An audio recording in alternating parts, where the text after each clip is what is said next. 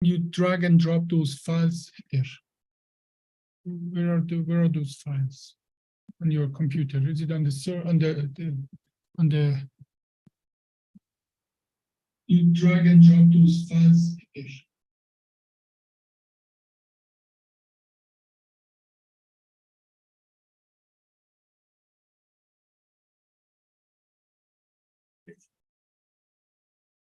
It's on your desktop. I mean, you have to open it from a location usually, right? Or you can even save it if you don't know where it is. You can save a copy on your save as on it, and then it tells you where it is.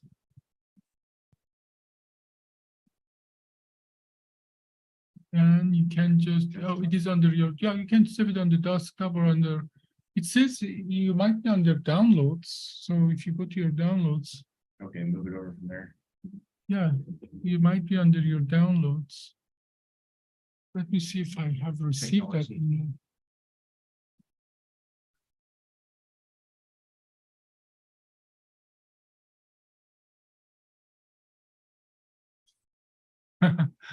You can save it as, lots of things going on there, man. Yeah, I know. So, may I help you with that? Yeah, absolutely. So, Take over. So here, if you go and this is let's make it first smaller, and then make a new, like here. That is T. Is it on your desktop, right? Mm-hmm. So where is your file here? Correct. Mm-hmm. So let's go home under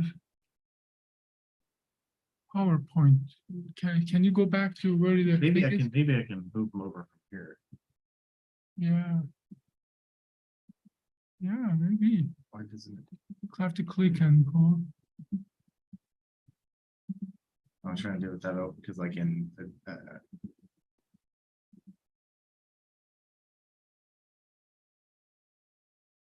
Show in Finder. Go to Show in Finder. Yeah, here it is. Okay. Now you have to This get out the way. it out of the way, and then that's it. Okay. There's one. Yeah, do the other one too then. All right, that helps me for other stuff. Oh, I got on that one already. Yeah.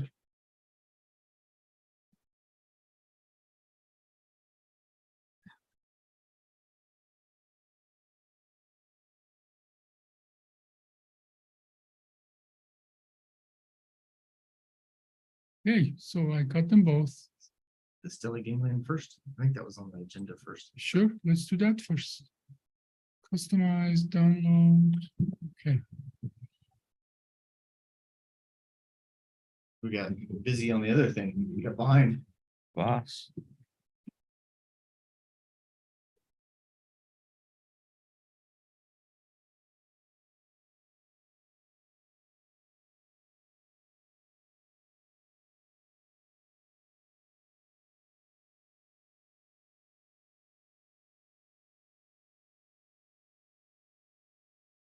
So ganglion stellate.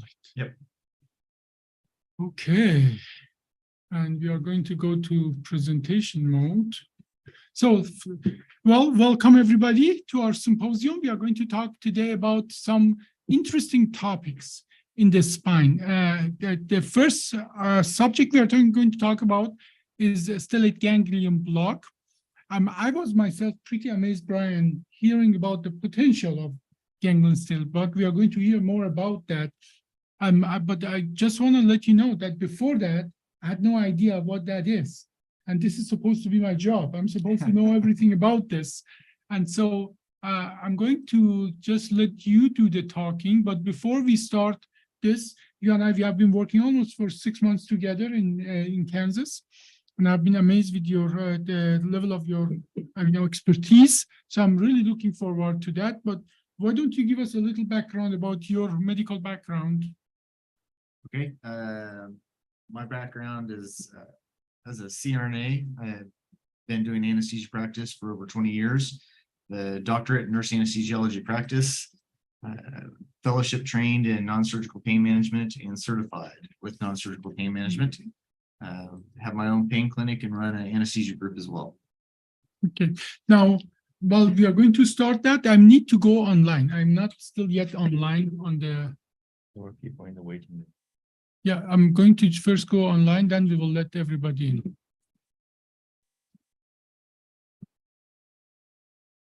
We are on Zoom, but we are not on. Oh, we are online. So let me just start sharing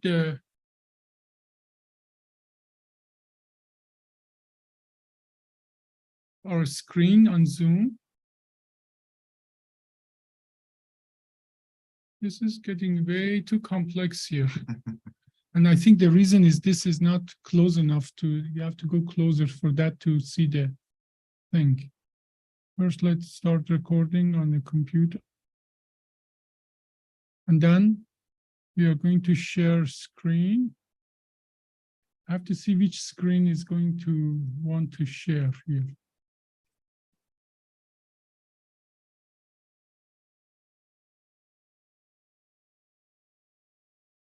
Okay, here we go.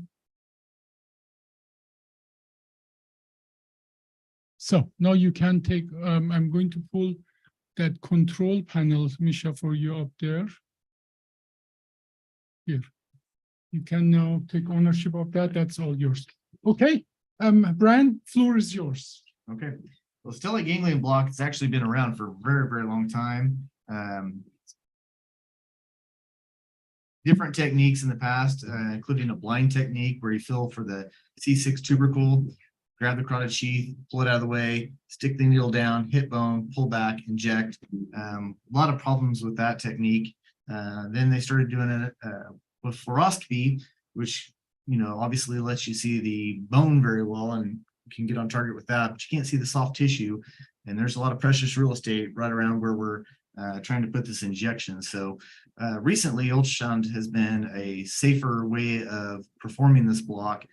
Something I do in my office all the time. We'll kind of talk about some of the indications, and also there's one particular indication now that's really gained a lot of national news, which is kind of what gained your interest in the discussion about that. But we'll get into that in just a little bit here. Sorry. So just stellate ganglion block is both diagnostic and therapeutic, can treat a number of pain conditions and also diagnose pain conditions such as complex regional pain syndrome, atypical head and face pain, including headaches that are especially vascular in nature because it blocks the sympathetic outflow and allows for dilation of the blood vessels in the head and in the arm on the side you're doing the block. So also for Raynaud's and other issues of the upper extremities. PTSD has been shown to be 85% effective in treating that. Usually do 2 injections 2 weeks apart. I have several patients that I do that for.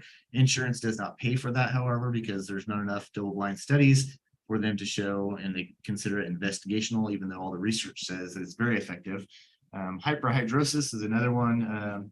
I have a patient that I use stellate ganglion blocks for that has hyperhidrosis, but I give it to him for another reason, but he'd almost come in for that because it's so dramatic in that. And my wife recently is going through menopause and has had hot flashes and has come to my office to help out with that as well. So many indications. One of the, refractory ventricular arrhythmias is the one before she hit. How about you, Clint? Oh, sorry. Sorry, I'm trying to technology me.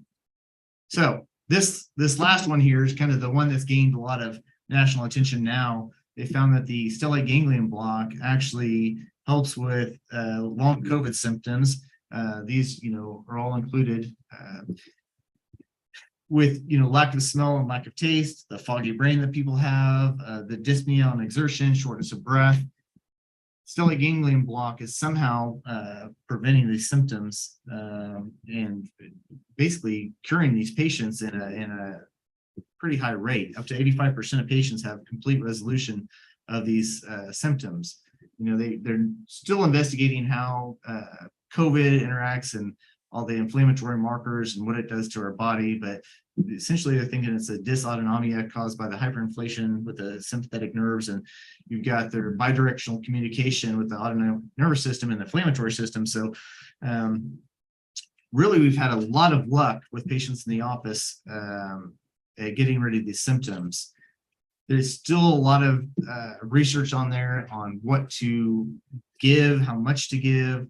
In my office, I'm giving 0.2% ropivacaine and a little bit of Dextron, a total of 5 cc's total. The more you give, the more side effects you have. We'll talk about that a little bit. What you see in front of you here, this is a ground fault interrupter circuit. This is kind of how I explain to patients what the stellate ganglion block does. It's basically a sympathetic reset button. So you're basically putting the medicine in there and just resetting that sympathetic chain, and somehow that's causing I want to make sure that apologize. That is on the YouTube. It's as well shared with everybody. But please go ahead. I just think that's a great way to kind of explain to these patients in a simple way that you're basically just doing like a GFI reset button of their sympathetic and autoimmune system, which helps with the symptoms and effects from long COVID. Okay. We scoot to the next page, or we're going to be stuck. No, we are good. Okay. A lot of discussion too on which side to start. Typically, I start on the right side, basically because it's a little more comfortable for me to do it. I don't know if there's any research saying the right or left side is better. Sometimes if the right side doesn't work, the left side will. So a lot of times now I'm having them do the right side and go ahead and come back in 2 weeks and do the left side. We want to do it in 2 weeks because there are some side effects that you can have when performing this block, and you don't want to do both sides and cause issues with that. I think I have that on the next slide here. No, let's go back one. So again, well, let's forward one slide and then I'll kind of explain it as we go. So here, this is an ultrasound image if you're coming from the right side. So the linear transducer is placed on the patient's neck, and you can see the transverse process of C7, the C7 nerve root there in yellow. You've also have the vertebral artery and the inferior thyroid artery that are marked there, internal jugular vein and carotid artery. So obviously this is boardwalk and Park Place on a Monopoly game with hotels. So this is why ultrasound has been so effective, because you can actually see the live needle placement. You know, we do inline placement of the needle. We go right, it's right on top of the longus coli muscle that you put the medication. Now, if I may ask here, can you run me through that? This is an axial image at the C7. That's correct. Ultrasound axial image on C7. That is correct. Okay. So the PF, the prevertebral fascia, you want to get under that, but you want to stay on top of the longus coli muscle. And that's some of the issues that you have with this injection. If you get too deep and put it in the muscle, you get IM, you don't get the effects you want. If you don't go through the prevertebral fascia, you're not getting the medicine in the right location. So you can do this block at C7, but as you can see, with all the precious real estate, most people decide to go up one level. So here we just moved up cranially one level to C6. Now you can see the vertebral artery is actually gone away. So is the inferior thyroid artery.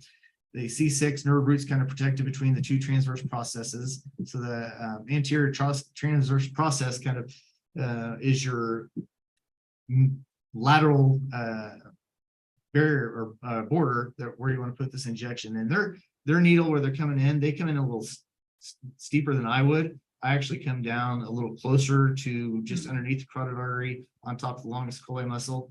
And I'll do a little hydrodissection to kind of separate those out. Sure. Sometimes they can be very close. I'm a little, ultrasound is not what I usually do, and I'm a little confused about that. Can you take the mouse there and point to the cursor to structure? Now, where is the vertebral body would be in this picture? Down here. So this is the lamina right here. Okay. This is the transverse process, anterior transverse process. Anterior transverse process. Mm-hmm. So this picture, is it on the side? What is anterior? What is posterior? What is right and left? Can you dissect that? So this this is medial here on this side is medial. That This is is actually- sternocleidomastoid I see on top. Yes, and this Okay. is the thyroid gland here, this gray area. Okay, Most where medial is to the right. skin? Where is the skin of the patient in this picture? So it would be just superficial to this right here. Yeah, that's the skin there. And then when you that would be as well the midline, or where would be the midline? When you come from the front in the midline, obviously, you have the trachea and esophagus and so on. Where is the exact midline here? Can you Well, help me out to understand that? really, you want to go through the scaling muscle, just lateral to the sternocleidomastoid, and from those that do anesthesia, you can actually find your brachial plexus that you would do for shoulder blocks, Mhm. and then you're moving more medial from that because you would have the transducer placed a little more lateral to get that image. And No, if we look at my neck, where is your ultrasound place? you're right basically now? placing it, your lateral border of your ultrasound would be close to the external jugular vein on skin. Okay, about here. That's correct. And that is looking straight down or That's looking correct. obliquely toward the straight vertebra? down. Straight down. Yep. Okay.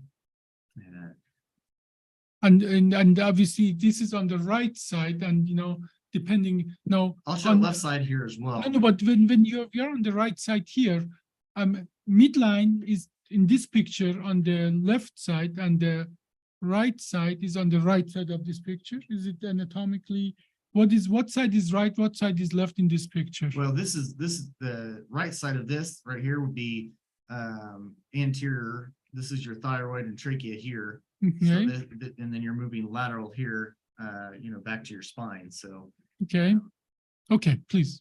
So, and in this image, ultrasound transducer, I would actually move the transducer a little bit so that this anterior transverse process is kind of back here at your screen. It just gives you a little bit better image of where your actual target is. And then I come a little more at an angle here, and I try to get right about here. And sometimes you don't have a lot of space between the longus colli and the carotid. So just like an 1/8 of a cc to hydrodissect, you can actually push this completely out of the way and advance your needle as you go. It's just a lot safer when you do that. Okay. And Now you just go back to, may I? Use left or right. okay, I'm getting some lessons in technology as we go here. Okay, here, right and left. Yeah, go ahead. Left click to move on. So here's an image that I'll often see. So this is getting rid of all the labels and everything. So this is that anterior tubercle of the C6 nerve root here. This is the prevertebral fascia along this line right here. I don't know if everyone can see the cursor real well. The longus colli muscle. See, so you don't have a lot of space right here where you want to put that needle. So when you're coming in, if you get to about right here and just put a little bit of fluid in there, you can actually push the carotid artery away, just give you a little bit more room, and then you can also Normal saline, is that what you use? as fluid? usually I just use about an 1/8 of cc of the medication I'm going to give because I don't see. like switching out. In the middle of this. Yeah, Got it. because then ultimately you're going to end up moving your transducer, you're going to lose your needle, and then you've got to find your needle again. And as long as you can see the tip of your needle, this block is very safe. But obviously you don't want to puncture the carotid artery, vertebral artery. Over here, closer to the thyroid is your recurrent laryngeal nerve. So doing this block, it's not uncommon. Probably 5 to 6% of the time you'll get, and it's also dose dependent on how the volume of medication you give, the likelihood of hitting the recurrent laryngeal nerve and giving them some hoarseness. That's another reason you don't do both sides the same day.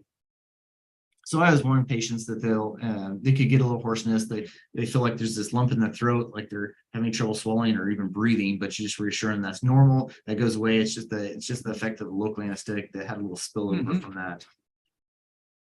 So this is pretty close to the image I get most of the time. This is looking at it if you did the left side, so everything's reversed. This is the anterior tubercle of the C6, the C6 nerve root somewhere down in here.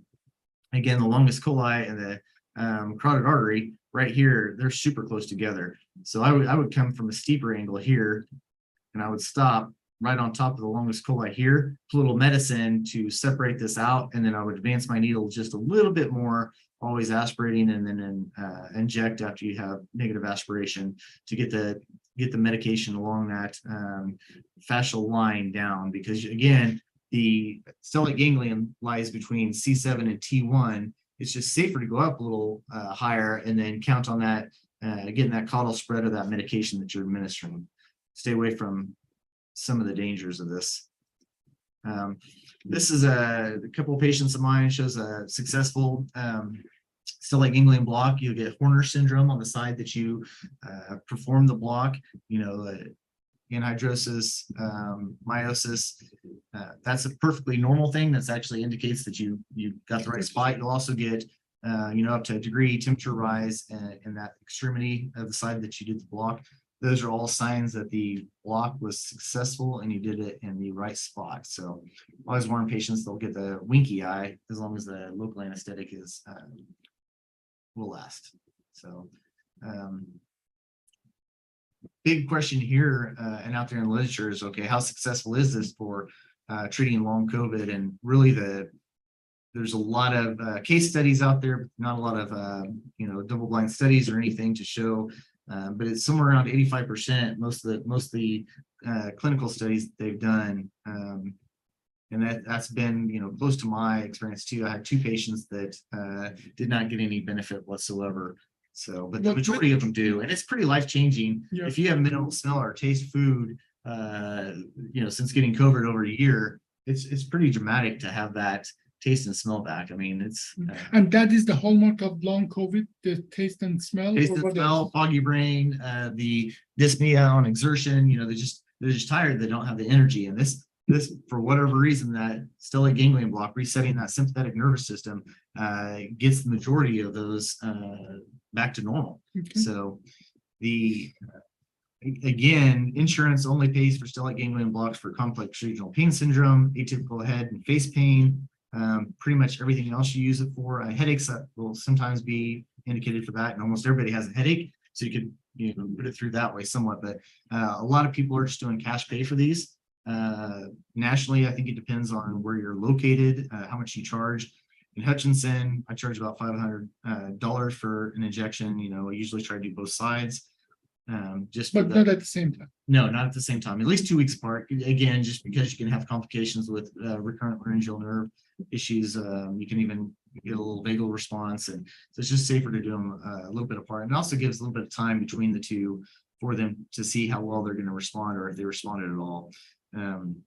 But I've seen nationally as high as $2,500 an injection. So really, I think it depends on where you're located to how much patients are willing to pay for this procedure. And for some people, they'll pay pretty much anything to get their taste and smell back. Yeah. So, Now, how many of these have you done so far, and what's your personal experience so far? so 34 of them specifically for long COVID. Okay. And then 2 up here, the 2 that did not get any response from that for the COVID symptoms. But again, I also have a patient that does he's got complex regional pain syndrome. He had an ulnar nerve transposition of his right arm. Subsequent revision of that developed complex regional pain syndrome of the upper extremity. So he comes in every 6 months now for stellate ganglion block for that. Mm-hmm. Now, I want to just bring up the picture of the anatomy of the neck. And I would love for you to just, based on this picture, just explain to us a little on this schematic thing. I'm not sure which picture is best for you to really do that. Google, put in stellate ganglion block and then surface anatomy. And is that what you're wanting to know? Yes. The probe transfer? Yeah, I should have included that in the slides. There's some great videos too, though. If you use stellate ganglion block and look that video right there, that's probably the best video explaining how to do the stellate ganglion block ultrasound transducer placement. Yeah, This is probably the best video I found out there. So for this. do you mind us just go through this video and you narrate this video for us Sure. and you guide it? So again, here they're showing that they're showing the block here at C6. That's that anterior tubercle or Chasniak's tubercle C6 nerve root there. This is the longest coli here, the carotid artery. So again, your needle's coming right on top right there. And I'll just kind of fast forward this a little bit here. Yeah, And then just pull it through as you wish. this goes through, and this shows a really good slide here of the anatomy. So you have the T7, C1, that's where this is the stellate ganglion block, that's where that lies. Longest coli muscle is they're indicating there. This is practically the lateral or side view of the spine. I see the trachea, I see the transverse process on the side. Yeah, usually the ultrasound transducer, you kind of get an oblique view from here because you're a little bit anterior to that, to this exact image, but then you've got the vertebral artery that comes in, and so at C7 you just have the highest risk of puncturing the vertebral artery in addition to the carotid artery being right there. That's why we go up one level to the C6 where it dives into the foramen and stays out of your way. Yeah, but at least in this picture, ganglion stellate is still below it. That's correct. So you enter it from above. You do dive under the. Yeah, there you go. You see, it shows the flow. So you're putting it in at C6, but you're going to get very good caudal spread of that medication. I mean, it's a pretty tight space there. Again, they're showing the anterior scaling and the. So it's practically very, very lateral, the approach to that, or am I mistaken here? Please go ahead and continue this. So yeah, you're coming in. I'm trying to get the left side and right side here. Well, it is if it's a axial view, the sides are flipped. Right is on the left, left is on the right. If it's a standard like a CT or MRI view. Well, so this view here, it's harder to say, but this is your target area where you're coming through, and you're going to go through the anterior scaling. So basically, you're coming down through laterally to medial here, but it'll show it a little bit better in the next slide here. Everybody can see. Well, here's just going through the symptoms and everything I talked about. So this is what it looks like where you're going to put the needle. I'm going to go back to that real quick and just kind of. Yeah, it seems that the approach to the needle is. And you can have them. They have look like they have his head turned really far to the side. I don't have them turn their head that far. But it is almost. This not the anterior approach, is the posterior. This particular one they're doing here is really far posterior. I don't go in that far because in this picture, where would you go in? My transducer, I would move way up here so you can actually see the thyroid here. And my needle placement is coming in just posterior to the external jugular, generally speaking, because right here. But still lateral, more lateral posterior than anterior. That's correct. Yeah, you're coming in from posterior to anterior, and so you can get an inline approach. But I would not put your needle here because the brachial plexus is going to lie right here, and you're gonna get people that are you're going to light up their brachial plexus, and they're not going to like you very much if you. This is way too posterior of approach, way too lateral approach for that block. Then you'll see we'll go through. We did the anatomy already. Just trying to get to the live shot. Here they're scanning. There's the C7 again. So here, move a little bit lateral to this, and you're getting the your interscaling brachial plexus view for doing an injection for shoulder surgery or whatever else. So you want to be where they were showing the needle coming in. They're going to go right past all these nerves. So I always go a little more anteriorly, and then they're going to scan up to C6, and you'll see the tubercle come up and protect where they're at. And even in this image, when they do the final injection, you'll see their needle is not coming from where they showed it in the video. It's coming way from up here and down here. So it's not coming from that lateral. They're going a little more medial. Okay. Let me see if I can get they do show good. They're good. So here's the live placement of the needle. You can see the needle coming in from lateral to medial. I'll hit play here. and you can see live ultrasound. You can adjust the probe. The needle tip's right here. So it gets kind of hard to see right here. Now it's right there. I would have actually injected a little bit of medication prior to what they just did there, just to hydrodissect that out. And then I would have given the rest of the medication. But they're just below the prevertebral fascia on top of the longus coli. And here's a portion of the stellate ganglion that shows up with the injection. And the injection is practically only local anesthetic, or I do you do add? put Decadron in there too, just to help it last longer, but then not have the Horner syndrome last as long, because that only lasts as long as the local anesthetic. But you know, most people are putting in some sort of steroid in, and How much Decadron do you put in? just 5 milligrams. So you don't need to put much, but here's, you know, some of the complications obviously you can have with this blockade. And I don't know if they have it on here, but recurrent laryngeal nerve is pretty common, way more common than the rest of these if you are watching what you're doing. But just from the medial spread of the medication can block that recurrent laryngeal nerve as well. So anyway, that's the this great video to watch to get a little more information on that. I don't know if we can go back to the slides. You know. Yes, we can. Okay. How did you come by to this technique? Well, it wasn't me. Wasn't you? Other people have been doing it, and you know, I went to cadaver course. There's actually a TCU, Texas Christian University. There's a couple of guys there that actually have a patent for a pulsatile cadaver. So they're able to actually make a pulsatile cadaver, so you can get the vessels and everything in here and do an ultrasound guided block course and learn some of these techniques. So Now, obviously, for me, I'm very trained in the CT, MRI, X-rays, and so on. I'm not trained on ultrasound, and because ultrasound, you don't in other modalities like CT, MRI, you have your standard views. But in ultrasound, you can have any views. Yeah. It's just not your standard views. So it is a little more difficult for me to put those ultrasound pictures in my anatomical frame of mind. So how hard was it to get used to those?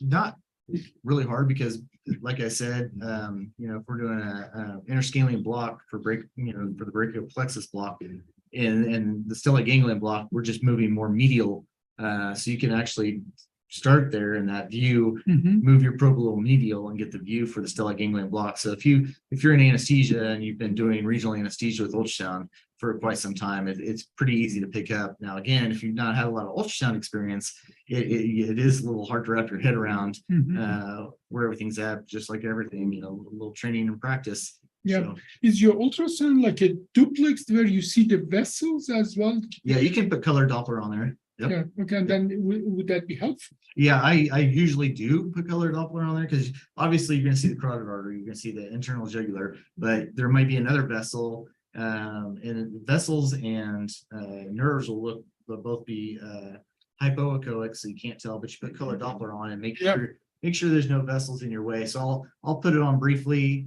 just to make sure there's nothing in my needle path that's going to be in the way.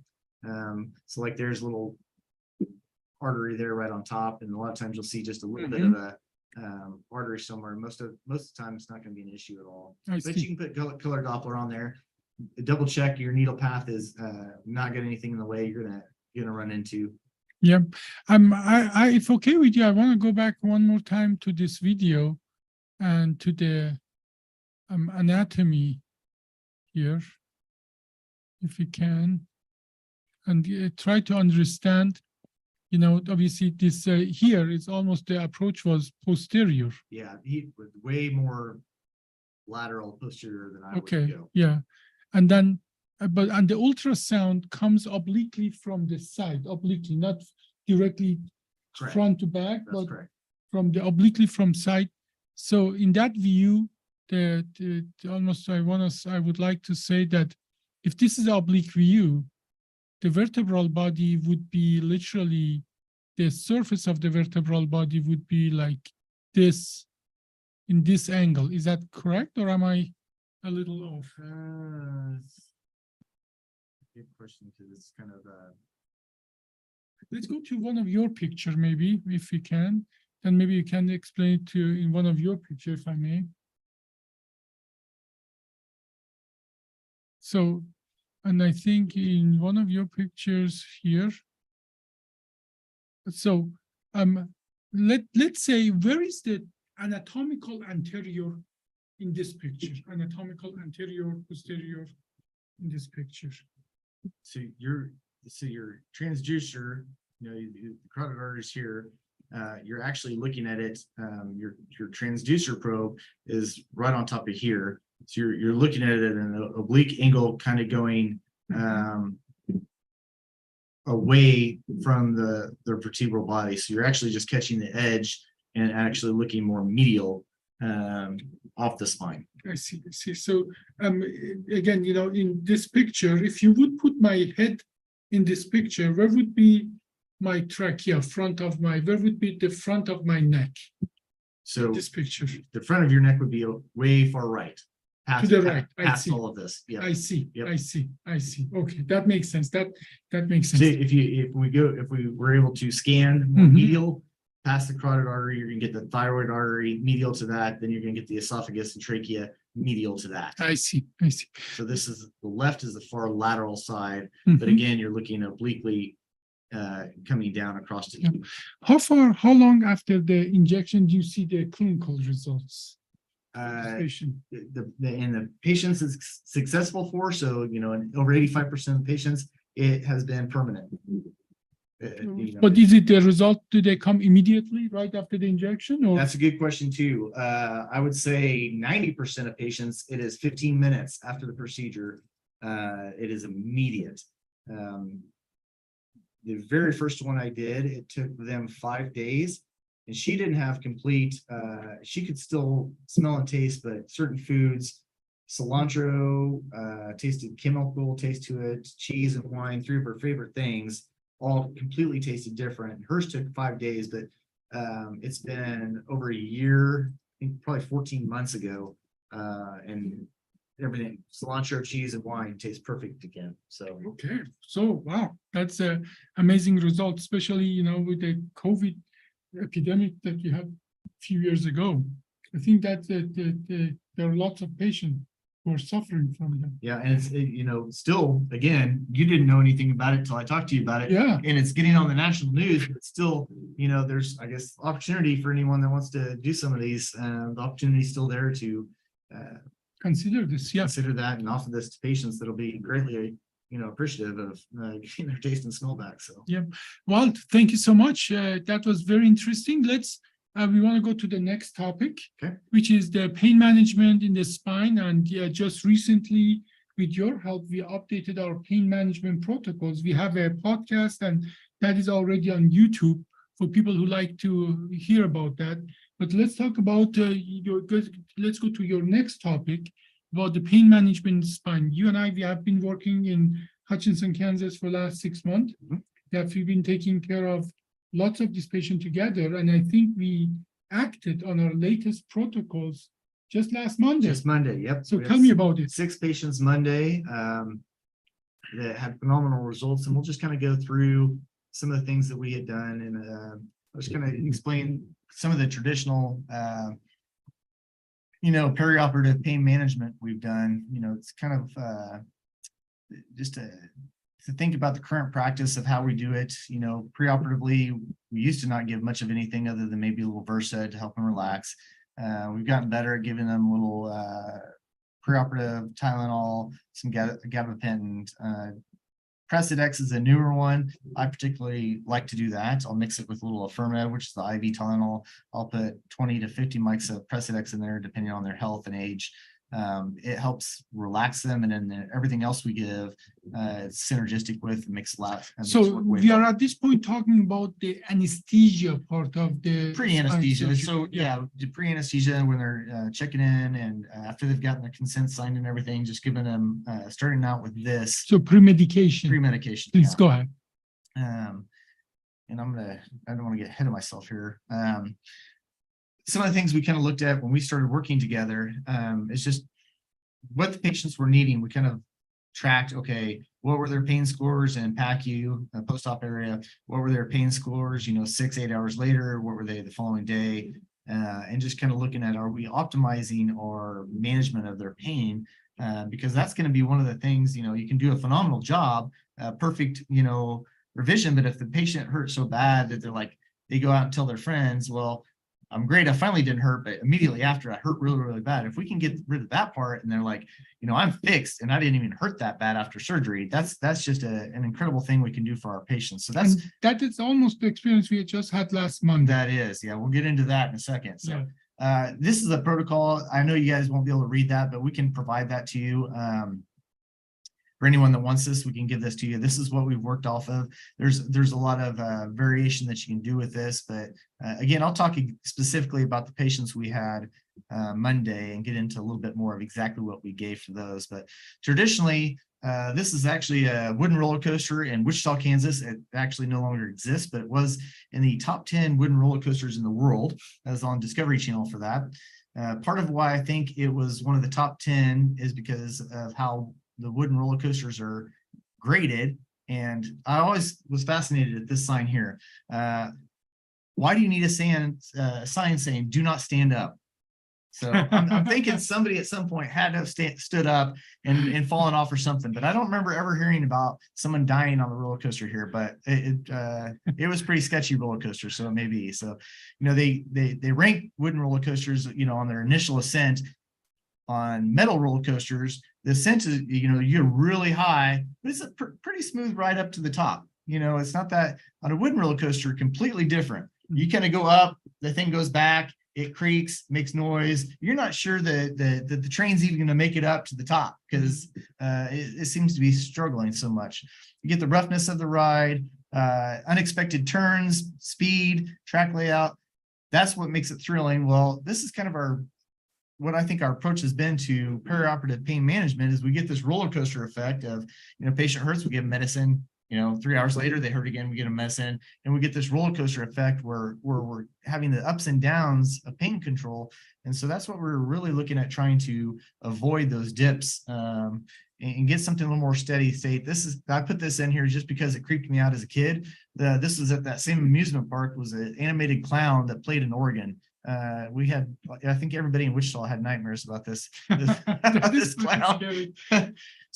So what we did Monday, we instituted methadone. We were giving long-acting analgesic in a preoperative period. So this is IV, and it shows the different doses and the response and the duration of action. So 30 milligram would be on top, 20, 10, and 5. So the lower amount that you give, the less duration of action you have, and less analgesic effect. So really you want to maximize the total dose.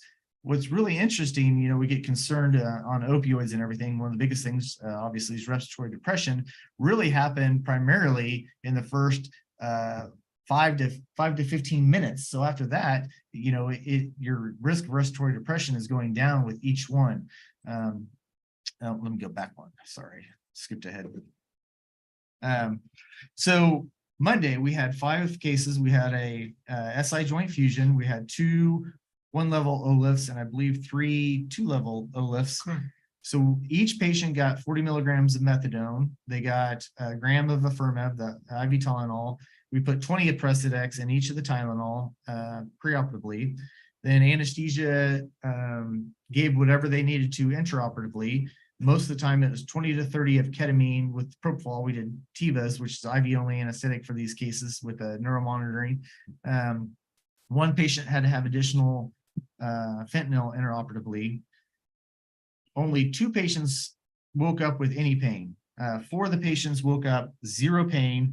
They were a little more sleepy. It took probably 15, 20 more minutes for them to wake up. But once they were awake, they were really awake, 0 pain. They never had to have any subsequent pain medications. Those patients weren't given any intraoperative opioids. The SI joint fusion went home in 2 hours after surgery, completely pain-free, very happy, very pleased. One of the patients that needed intraoperative pain medicine and then a little Dilaudid postoperatively also was on 120 morphine milliequivalents of pain medication routinely. And I had missed that. I had to go back to the pain clinic for that guy, or we would actually increase his dose of methadone ahead of time. So we would have better control of that. And then another guy who was moderately opioid naive, he had some pain, and some patients are just going to hurt. So we'll keep working on our protocol too and kind of fine tuning it. But the pre-op nursing or post-op nursing staff, they're like, this is night and day, night and day. These patients did so much better. And it's a smaller specialty hospital, so they don't have a lot of, they're only like 6 inpatient beds. So some of the post-operative nurses also do the inpatient hospital nursing staff. And those nurses said these patients did phenomenal. They're up walking around 2-3 hours afterwards. They ambulating so much quicker and doing so much more because they're able to without having so much pain with those. Let me just insert here that you do pain management and anesthesia. Correct. And I think that's what makes it different than somebody who sees the patient for the first time, the day of the surgery, has never had a contact or understanding of patient's pain, regimen before and after. How much do you think that the idea that you have been seeing these patients, some of them before, Well, and you will well see for them me, symptom after? just from an emotional standpoint, that a lot of these patients that you're doing surgery on, I've had in my clinic and gotten to know pretty darn good. Yeah. And Hutchinson's a town of 42,000, so I'm going to see some of these patients at Dillon's and other places. So I guess I had a higher motivation to, and plus very, very competitive, as you've learned from some of my hobbies now. Yeah. Incredibly competitive, and I want to make sure that we provide the best pain control possible. Yeah. Especially for patients that I know I do it for everyone, so I don't want to sound like, but there's a little something when you know the person, Absolutely. There's a little bit to that, Yeah. even though we try to take care of patients all the same.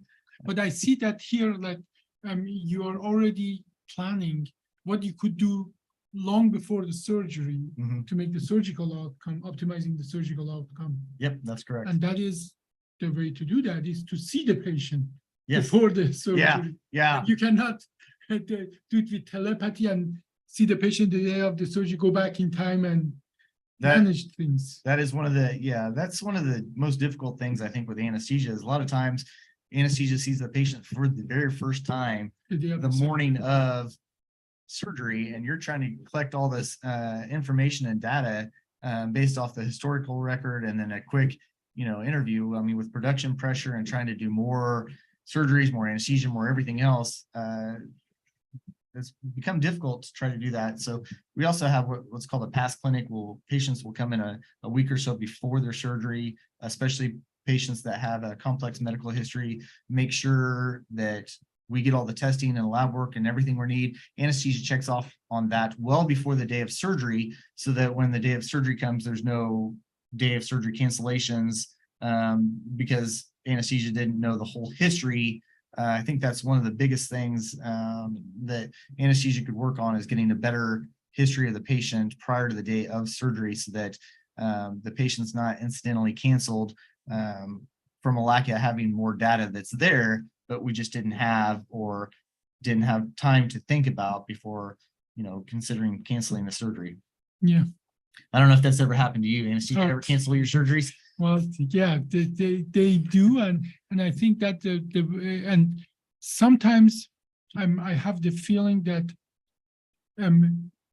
they think the safest thing always for the patient is to cancel the surgery, and I can say for a patient is not just made of his or her surgical day and what's happening there.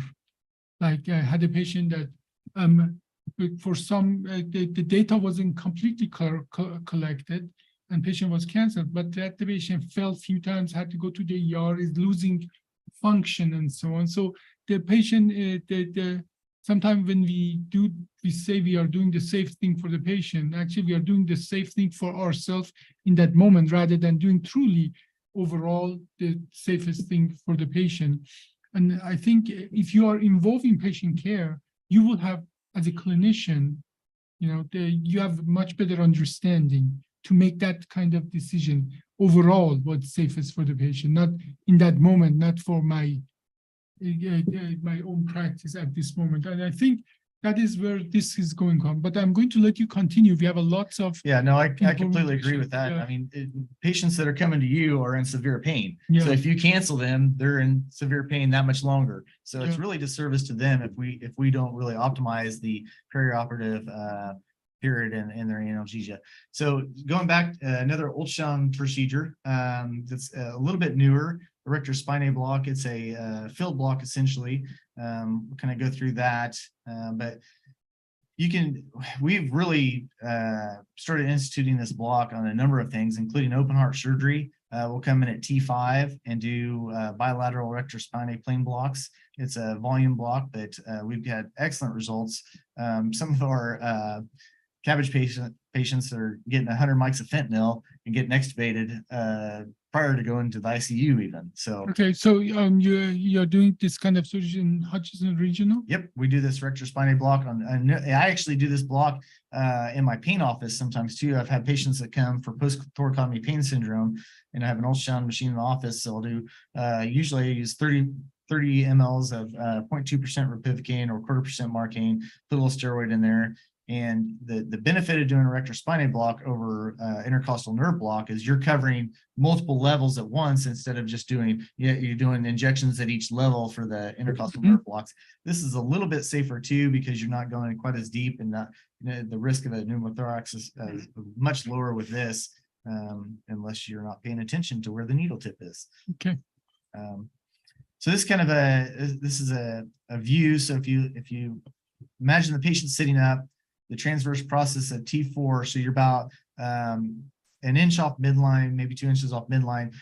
What I generally do is I'll go pretty far lateral. You pick up the rib will be very rounded. And then as you come medially, that rib will flatten out, and then that's the transverse process. So down here is the pleura, so you can easily see the pleura there. You're bringing in the needle. Usually you go from cranial to caudal. You're doing an inline approach where you can see the needle tip the whole time. You hit the transverse process, so you can feel the bone there, and then you aspirate and inject. Sometimes you have to pull off the bone a little bit, but you'll see the erector spinae muscle peel off the layers of the transverse process, and basically you're pushing the medication anteriorly. That's in the next slide. So here's a picture of that. So this is actually your back here. So the transducer will be here. Here's the spinous process in the middle of the back. So you're coming laterally here, transverse process. Your needle's coming down cranial to caudal here. Then you peel this muscle layer back, and this medication is shown here, where it's getting the anterior spread, but actually it covers, it goes up and down. So I guess that's more what this is showing. It's going, you go cranial and caudal spread 2 or 3 levels each direction. So it's great for covering multiple areas. You get the ventral and dorsal rami with the local anesthetic, and they have excellent pain relief with this. So if you do this preoperatively for even an OLIF and add the methadone to it, these patients, they're going to feel better than they felt in decades. It's a great thing to do. So this is kind of the 2 big things that we do preoperatively to help control pain during and after surgery. And they just do so much better and are so much more active. It's like night and day. So, you do those 2 things. You do the erector spinae block, you do the methadone pre-op. Instead of that roller coaster ride, you get this real slow, long, boring ride around the park. Boring is good in the Boring is good with this stuff. So you just have a slow, steady ride around the park, and no ups and downs like the roller coaster. This picture here. So these OLIF procedures are fairly new to me. Last 6 months. 20 years of doing anesthesia. This is from an anesthetic point of view, this is what I would consider an open laminectomy. Lots of blood loss, lots of stuff. So this is kind of what the head of anesthesia looks like. You got blood, you got levofed drips and all this other stuff, trying to keep the patient alive while they're being filleted open from stem to stern. And it's always anesthesia's fault. Yeah, everything. Yeah. We lost a liter of blood. Damn it, anesthesia. My wife left me. Damn it, anesthesia. Yeah, like ABA, always blame anesthesia. Yeah. So since doing these OLIFs, we've gone, from the head of the bed looking like this to now we're here. We give them an antibiotic, a little bit of fluid, single level OLIF. 30 minutes later, you're extubating the patient and they're going to pack you. 2 levels takes about 45 minutes an hour. Not only is it better for the patients, from an anesthesia point of view, way better for me. I like getting a little coffee between cases. If I'm stuck in there for 6 hours, I'm gonna die. Now, obviously, thank you. This is is that your last slide?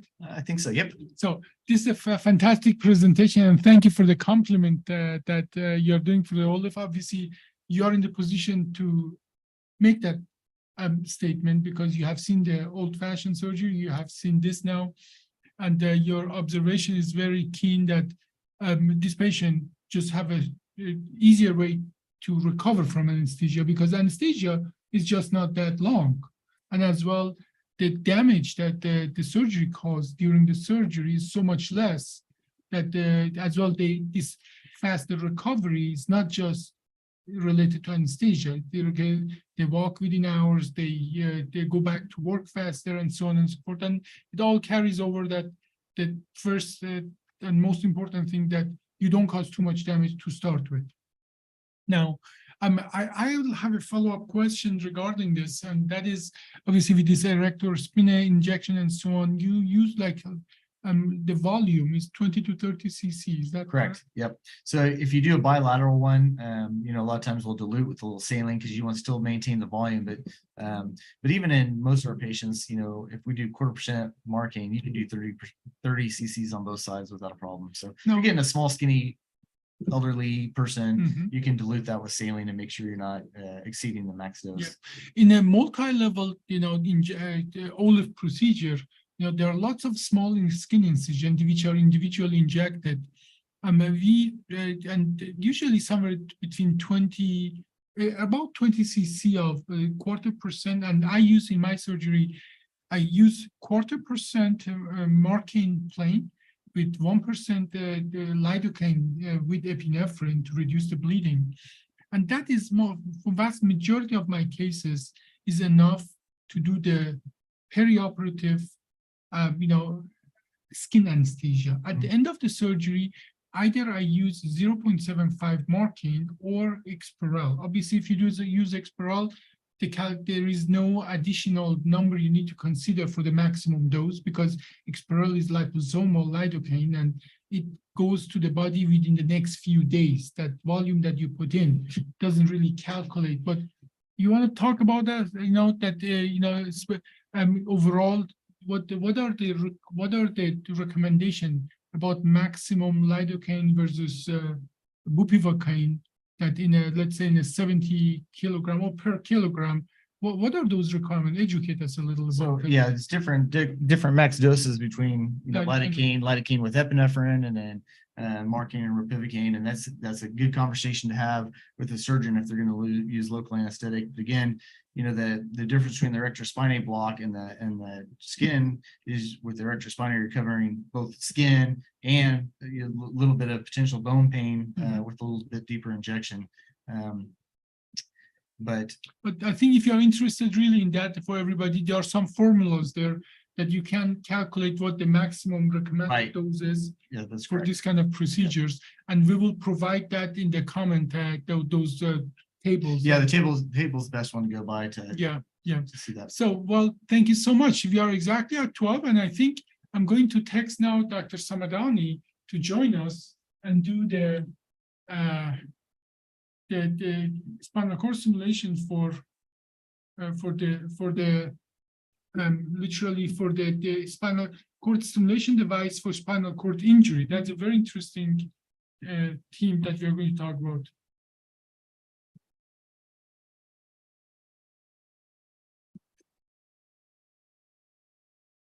I can airdrop that.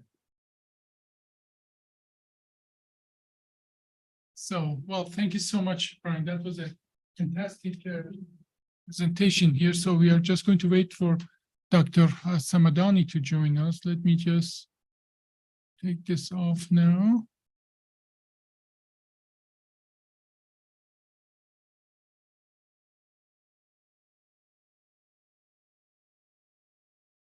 Too many windows. Okay. So, Dr. Samadani is going to talk about the spinal cord stimulation devices for spinal cord injury. She has a very good practice, and people are coming from far to get this care done. After that, actually, we are going to talk a little about olive and sacroiliac joint, but I try to keep that short because I want us to as well to spend some time talk about the artificial intelligence and the impact of that, and as well about the project that we have started here. And while we are waiting for Dr. Samadani, Misha, do you want to talk us a little about your project while we are waiting for Dr. Samadani? Yeah, did she reply? Yeah, she's joining, but just talk a little about what are you doing for the Inspired Spine and about your project. So I went to school for AI. I got my master's degree in data science, and my job here is I look at our process from operation and economic standpoint to see which kind of repetitive task that has high rates of human error or cost a lot of money or delay our operation can be optimized by AI. And we can talk about that later. Yeah, right? It seems that Dr. Samadani is joining us now. Let's see.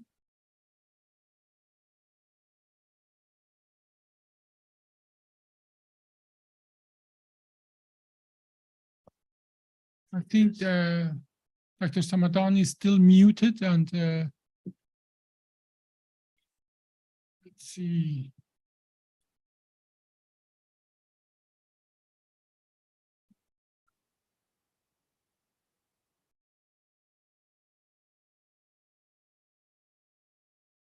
You have to allow screen share. Let's see here.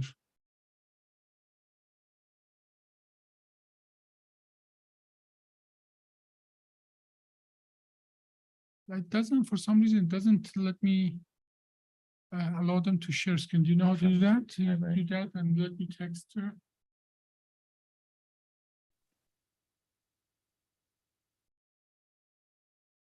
Okay, Zoom. I think there she is. Hello there. Okay, can you guys see me now?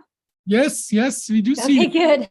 I was just trying to get on and it was a little bit tricky, but it looks like now we are on. Yes, we are. So I think I need to make you host so you can share your screen. Can you see my screen now? Well, Hold on, do we it. are seeing you, not your screen, but Okay, if I do, I'm gonna hit share. It's not sharing.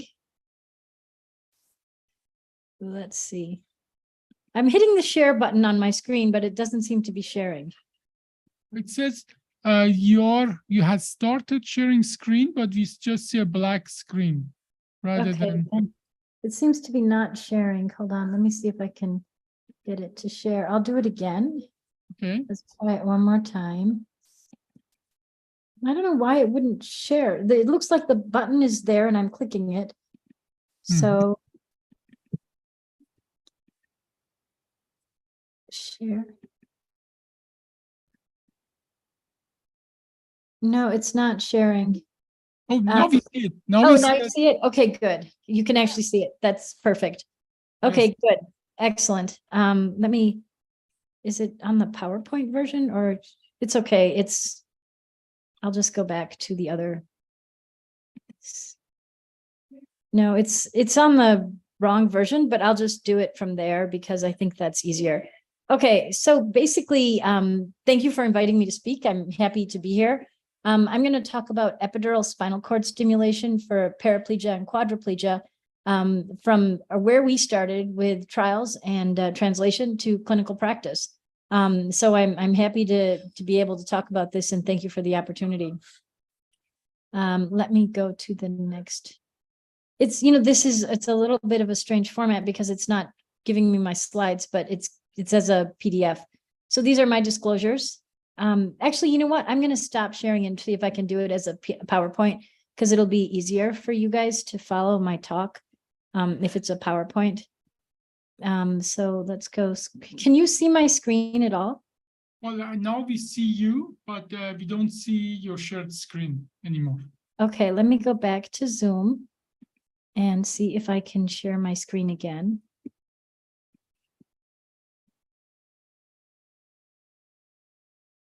It's Zoom. Sorry for the technical difficulty. I'm going to stop sharing, go open this and see if I can share it again, because it wasn't allowing me to share the PowerPoint. It was sharing something else. I don't know if I can get it to. And as well, if you like, you can email it to me. If it's not too big, then I can put it up and advance it for you. Okay, hold on. Let me try it one more time. Okay, let's do share screen and then PowerPoint. Okay, now is that better? Well, it's still black, but it seems that you started sharing and something is coming up. Sometimes it takes a little bit. Okay, is it better now? Because I got. Yeah, it's still black, but last time as well, it took about a minute or so. Oh, I don't know why it takes so long. It shouldn't, but because I have it as sharing. Don't show again. Hold on. Is it sharing now? It's still black, but again, last time as well, it took it about a minute for the screen actually to share. It might be a connection, it might be something else, but Yeah, I'm not sure. Okay, let's do share. Yeah, it does. I guess it's not letting me click. When I click on share, it doesn't immediately open the sharing thing. yeah, if you Okay, is it now? now we see it. Yep, it just took a little longer. Okay, I don't know why it takes longer. Okay, now you should be able to see my whole screen, and it should be a PowerPoint this time. Okay, so let me go here. And so these are my disclosures. Nothing really relevant for this talk. So you should be able to see this video. This is a patient who had a C6 injury from a skiing accident. He was Asia A, and he recovered spontaneously on his own to about Asia C. And then I implanted him with an epidural spinal cord stim in September of 2022. And I wish you could, the video doesn't appear to be playing. But basically he's walking. Oh, now you can see him. So he's able to walk. And I think that this for most people who work in spinal cord injury, this is the dream, is being able to make people walk again. So how did we get here, right? Well, basically, this wasn't my idea. This is something that started even before I started working on spinal cord stim. There were other people doing it. Susie Harkema was the first to publish a paper with 2 patients who were motor complete, and she was able to achieve standing with spinal cord stim. We got funded for our first grant, January 8th, 2016. We were funded by at Hennepin County Medical Center by the Minnesota State Office of Higher Education. And then 6 months later, we got funded at the VA. How do we do this? Well, for the grant, we basically copied what they were doing in Kentucky in Harkema's lab. So it's a simple procedure. It's basically just a T11-12 laminectomy. We place the leads most of the time at L1-2 with monitoring. We want to make sure we're in the midline radiographically and electrophysiologically. And then we turn on the spinal cord stimulator and we map where we are able to stimulate. The things that you have to watch out for are lead migration. And, obviously there's risks, such as infection. So we do a week of prophylactic antibiotics, but it's a very, very straightforward procedure for most surgeons. It's a simple laminectomy and placement of a spinal cord stimulator with monitoring. So what were our results? So our first patient that we did September 27th, 2017. She was paraplegic. She was a T4 level Asia A patient who had been sleepwalking. And basically she was able to achieve, some level of autonomic function recovery, but nothing, earth shaking. She wasn't able to walk. She was able to wiggle her toes, that sort of thing, but not enough movement that, you would be excited about it. We published a paper about our first 2 patients. where we were able to get restoration of dormant motor and autonomic pathways after chronic neurologically complete spinal cord injury. So the first two patients were both women, and they were both able to achieve volitional movement. We then got up to 7 patients in the clinical trial. 4 of them were able to achieve spontaneous movement that persisted even after we turned the stimulator off. So in other words, we're able to get some level of recovery in these patients. This is the data from that paper. So the mean age of patients was 42 years. The mean number of years after spinal cord injury was 7.7. You can see that all of the injuries were in the thoracic spine. The mechanisms were variable, and most of the implants were placed somewhere between T11 and L1. And the interesting thing about it is when you look at the spinal cords of these patients, many of them have quite severe myelomalacia. So they don't really have a functional looking spinal cord, and it doesn't look like there's much substrate to work with. Like look particularly, for example, at patient number E, you can see that there's hardly any spinal cord at the level of the injury. But what we found was that in many of the patients, we were able to achieve some significant recovery. So this is 3 of the best subjects, the best patients with outcomes. And every time you see color in a square, that means that they're able to perform a particular movement. So plantar and dorsiflexion of the foot, flexion and extension at the knee, flexion and extension at the hip. And with the stimulator off, which is in row A, this is what they are able to do. So they are able to do more than they could do prior to entering the trial. And then with the stimulator on at these visits, you can see what they're able to do. So we're able to get quite a lot of volitional movement in some of the subjects who were among the first 7 from the eSTAND trial. We also were able to have the patients voluntarily cycle. So we use a lot of assisted cycling technologies, and that was definitely more effective with spinal cord stim in place. Hopefully these videos play. So this is a patient who, if I can get the video to play, this is a patient who was able to voluntarily cycle with the stimulator off, even after, after a prolonged period of stimulation. So, what seems to be happening is you're getting some level of recovery that then persists even after the stimulator is turned off. Unfortunately, it feels like the videos are very, very slow to play. I think it might be a Zoom problem that it is working, but it just take a long time to go through this. I'll just keep going because I don't want to take up too much time. So how did I move from doing clinical trials to doing actual clinical patients, right? That's the question. So the first cases that I showed you were all patients who were entered in a clinical trial. Now what we do is we're actually doing patients who are not in clinical trials. And how are we doing that? Well, when you read the label for spinal cord stimulation, it actually says very clearly that you can stimulate patients with complex regional pain syndrome secondary to spinal cord injury.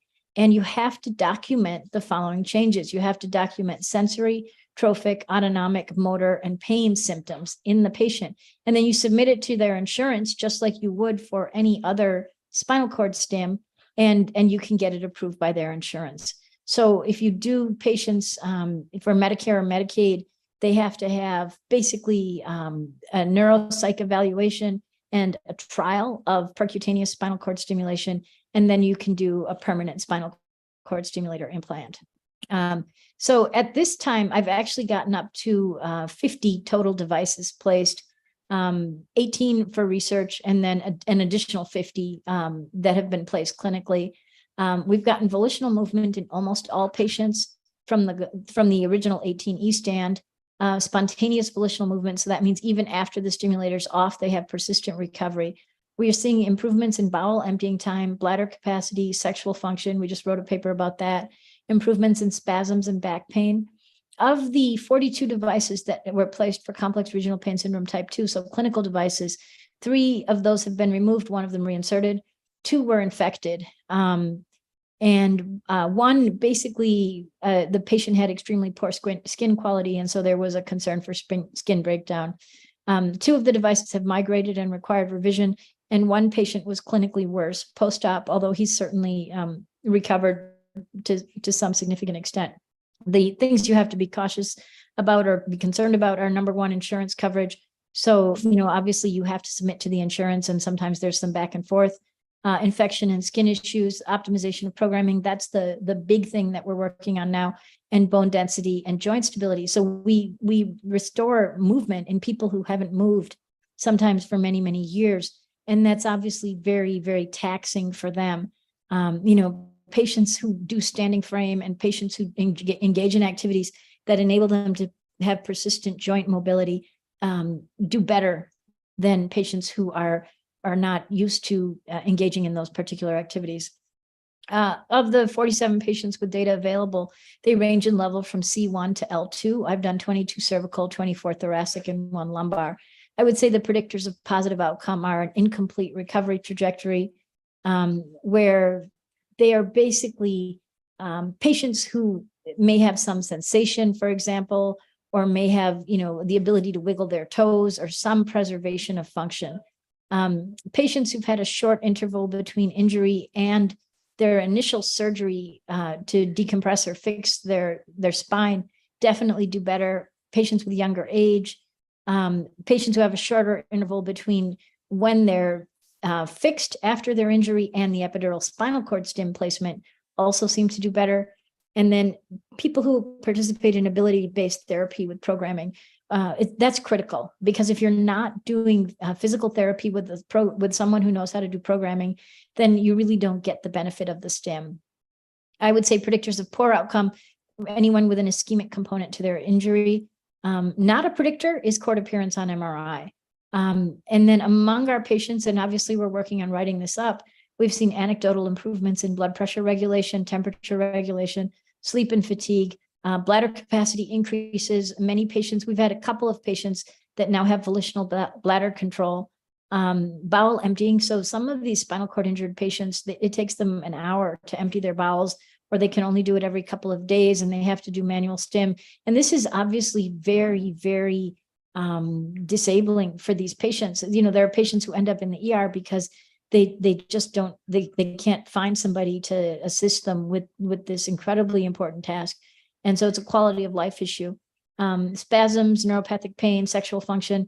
So the interesting thing about sexual function is I actually gave a talk on spinal cord stim in Milan. And I mentioned, the patients want all of these benefits. And they said, actually, the only one they really care about is sexual function. So in Italy, they're very straightforward with their patients. And they understand that it's a huge quality of life issue. And then we've had patients with volitional movement and sensory improvement, even above the level of the stim, which is really interesting. So there are things that we've learned about the programming.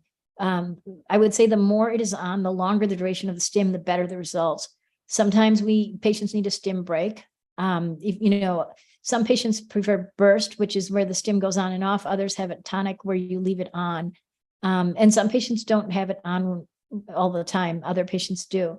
Some patients have one setting that works well. Others rotate among 2 to 3 settings. So we get patients who come back to clinic and they say, don't touch these 3 programs because I use them to sleep at night. Many of the stimulation parameters change over time. There's less stim that's needed. Our group has a monthly meeting to talk about stimulation parameters, first Tuesday of each month at 4 p.m. And it requires a HIPAA waiver. And then we have a website called pulseshare.org where we are sharing the stimulation parameters for our patients.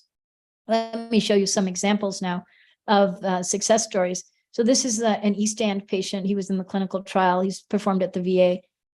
He was injured August 4th, 2019.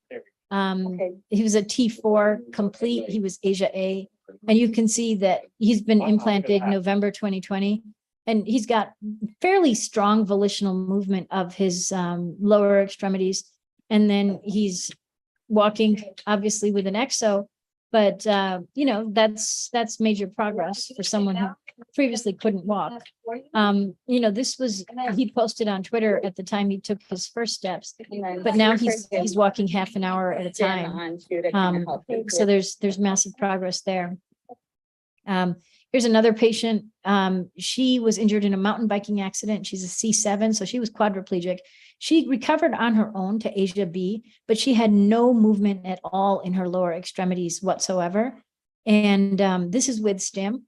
So I implanted her in September of 2022, and you can see that she's able to lift her legs, or basically flex her quadriceps. Doesn't have super great control over it, but and then she's able to do it with more and more weight. So there she goes with 5 pounds. And then she's also working on walking. Here's her sit to stand. Hold on, I think it's going now. I skipped all the videos. See if I can. I don't know if that video is going to play. I'll try this one. No. But in any event, she's posted on Twitter, so you can see it yourself. But essentially, she's working on sit to stand, first with a Bosu ball, then without a Bosu ball. And then now she's working on walking. She's got volitional movement of hip flexors. So she can drive her hip forward. She can't lock her knee by herself. She has to have help to lock the knee. But she's obviously working on walking. And she'll be probably about the third or fourth of our patients to walk since they've had spinal cord stim placed. So we've had some pretty amazing results. You can see that she kicked her leg forward by herself. She just can't lock the knee. So as soon as she can lock the knee, she'll be walking with a walker by herself. So here's another example. This is so all the patients I showed you so far were blunt spinal cord injury. This is a penetrating spinal cord injury. 20-year-old kid. He's a college football player. He was shot on April 23rd, 2017. Just sort of random shooting. And you can see the bullet penetrated the vertebral body and sort of came to a rest right in the middle of the canal. And there's disruption of the facet joint that's quite dramatic. And this is considered a non-operative lesion for most purposes, because there's nothing you can do. And so he was Asia A. He came to me and he said, can you put a spinal cord stim in? And so I said, well, I can put the spinal cord stim in, but I'm a little worried about the fact that you have a big piece of metal in your canal. So I said, okay, first let me take the bullet out. And so 5 years after his injury in June of 2022, we removed the bullet. I did a fusion, and 3 weeks later, we placed the spinal cord stim. So you can see this is what his spinal canal looks like after I took the bullet out. And I did a 2 above, 2 below fusion of his thoracic spine. And there's his spinal cord stim. That's what they look like. Uzma, if I may ask before I forget, while you were doing that surgery, could you visually inspect what's left of the spinal cord dura and so on? And can you give me the dura was intact. So that was the amazing thing about it. I didn't expect the dura to be intact, but it basically got pushed over.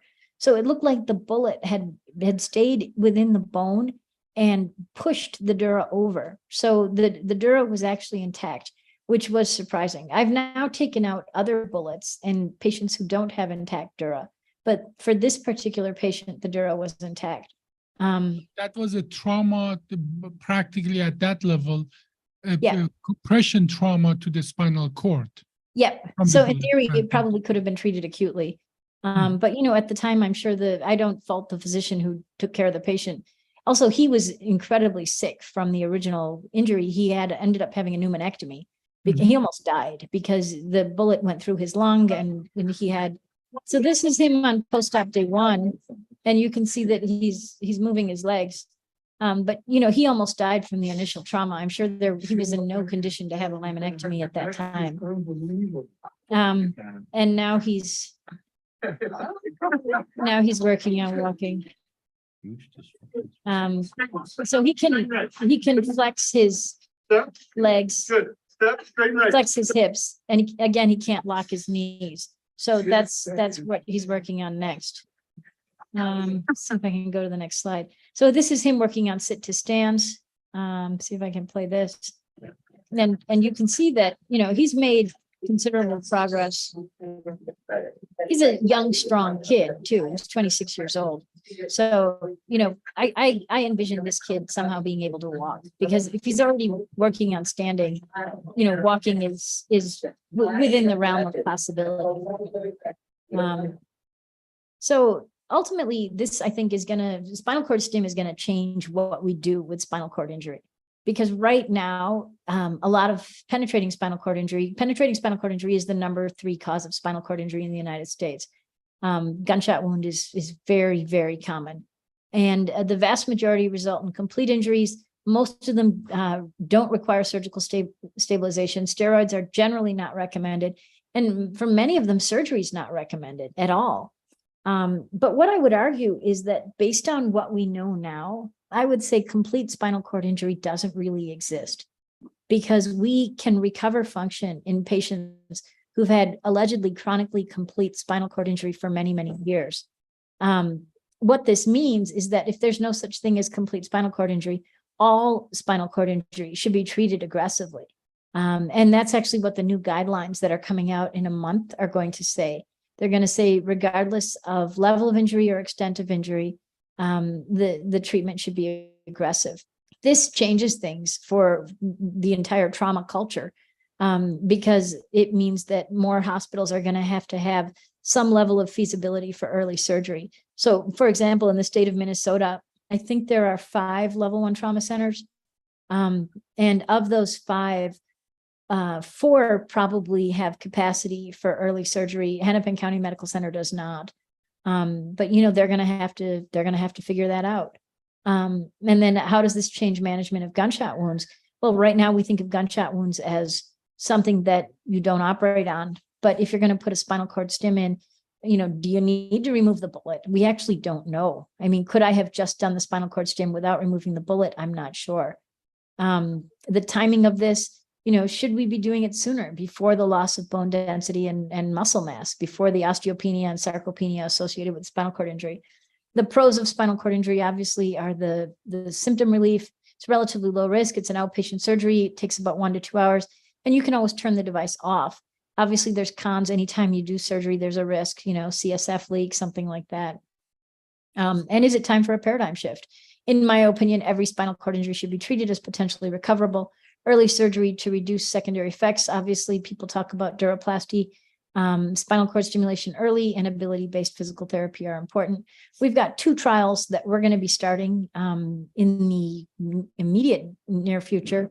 One looking at stimulation within 6 weeks of spinal cord injury, and the other looking at cervical. So we're going to place the lead somewhere around C5-6 and see if we can get back hand function. So I'm excited to try that. I think that's all I have. This is Pulse Share. This is our website where we list the spinal cord stimulation parameters. So this is what it looks like, a post on Pulse Share. The patient or the clinician can enter in the stimulation parameters and where the anodes and cathodes are. And then you can comment, the patient can comment and say, this is the program that enables me to do X, Y, or Z.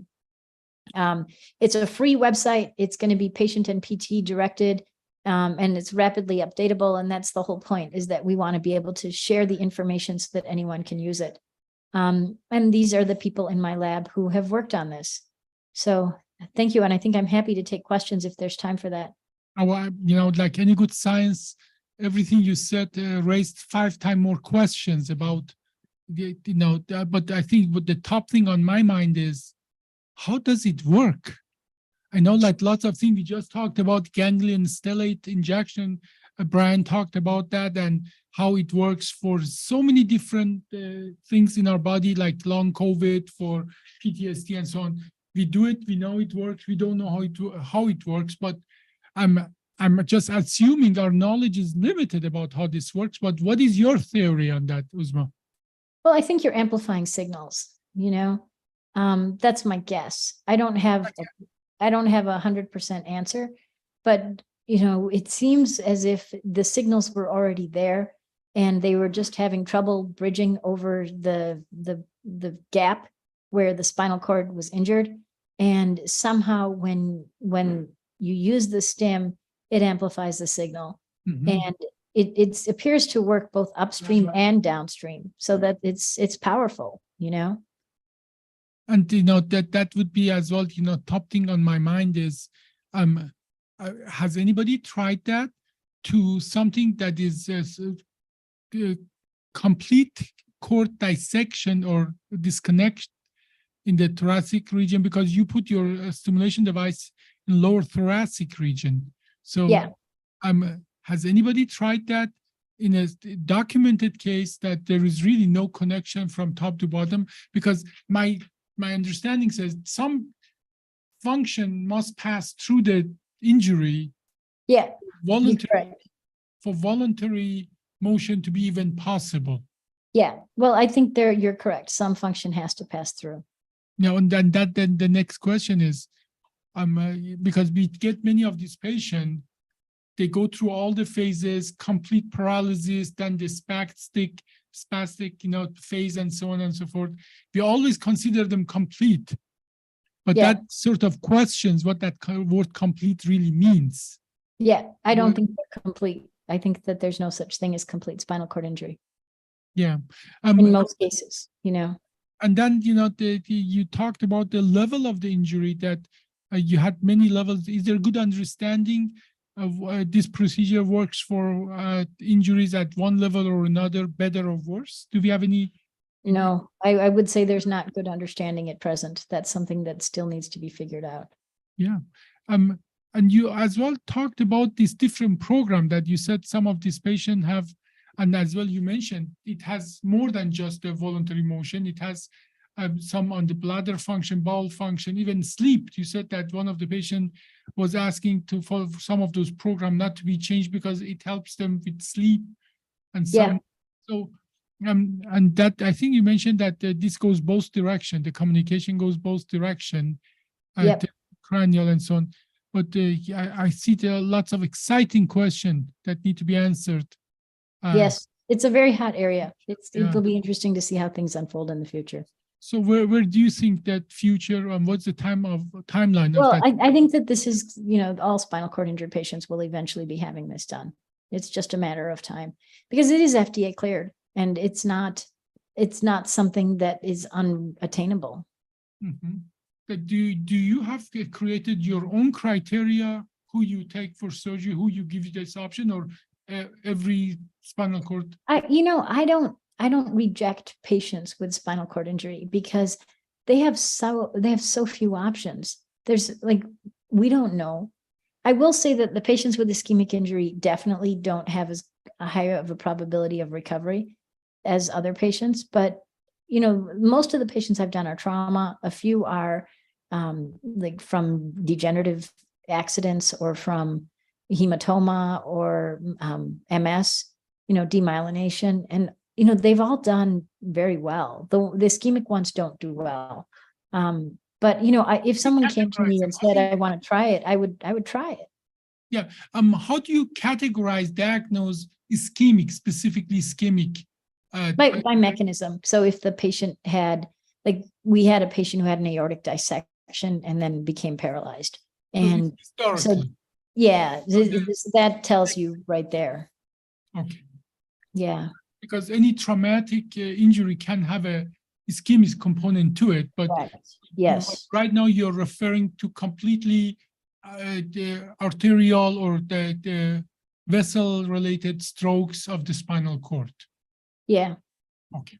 Yeah. Well, that is extremely exciting, and I think opens up lots of new avenues for lots of patients who have no other choice so far. Well, yeah. Brian, do you have any question? No, I had a comment about the cartoon though. Yeah.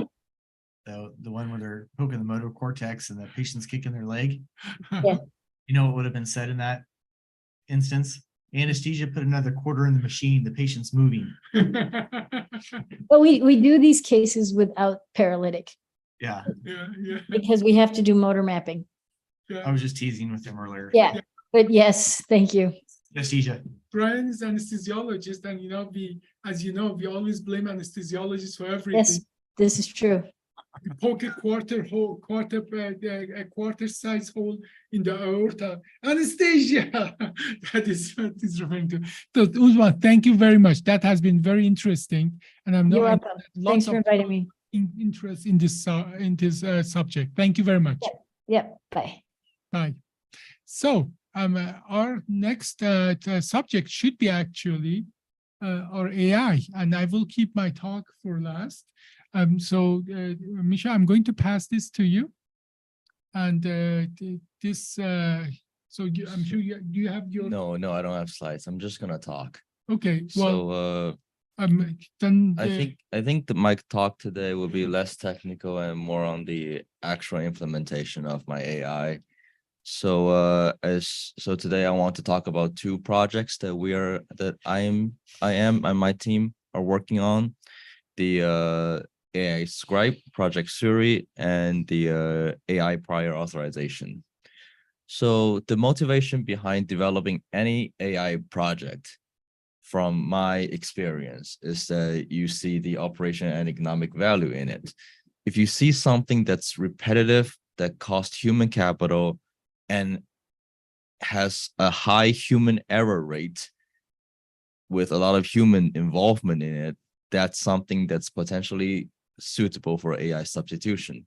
For example, scribing, like as you commented, that people are not doing really well when they're like early in the morning or toward the end of their shifts, their notes look really bad. So we want like standardized performance and consistent performance throughout the day. And we use Scribe AI to like gather the information and compile them into a well-formatted medical record, regardless of the time and the status, like irregardless of they have a bad day or whatever. So that's our first project. Our second project is the prior auth, and that's the prior auth. It's kind of messy, and it's, I would say, by design. It is designed to be messy because by whom? Designed by whom to be messy? By people who don't want to pay for the by insurance procedures. companies. Oh Okay. yeah, by insurance companies. Like as I said, if they have the means to keep the money in their pocket for one more second, they will do it. So they create these subtle differences in their policies and they update them frequently so that they kind of want to trick you to have anything to have like they do everything they can to deny your procedure. Like maybe that's not in practice, but that is their, I would believe that's any like normal people's motivation to do that. It's not, I'm not saying they're evil. It's just the nature of their business. So an AI will, on one hand, grab the newest policy, categorize them, and make them into decision trees. And on the other hand, grab the patient's record, relevant patient's record, because a patient might have multiple records in multiple procedures. For example, you've seen patients that have done lumbar fusion with you and then subsequently sacroiliac joint fusions, right?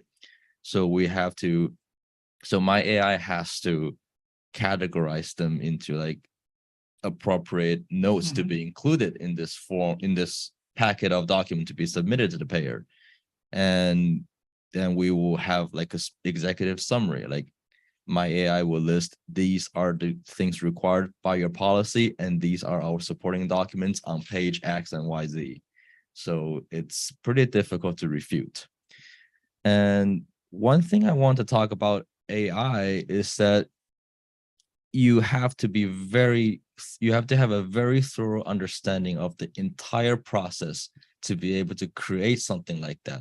I mean, you can say whatever you want about like, oh, I'm going to use AI to do this, but how?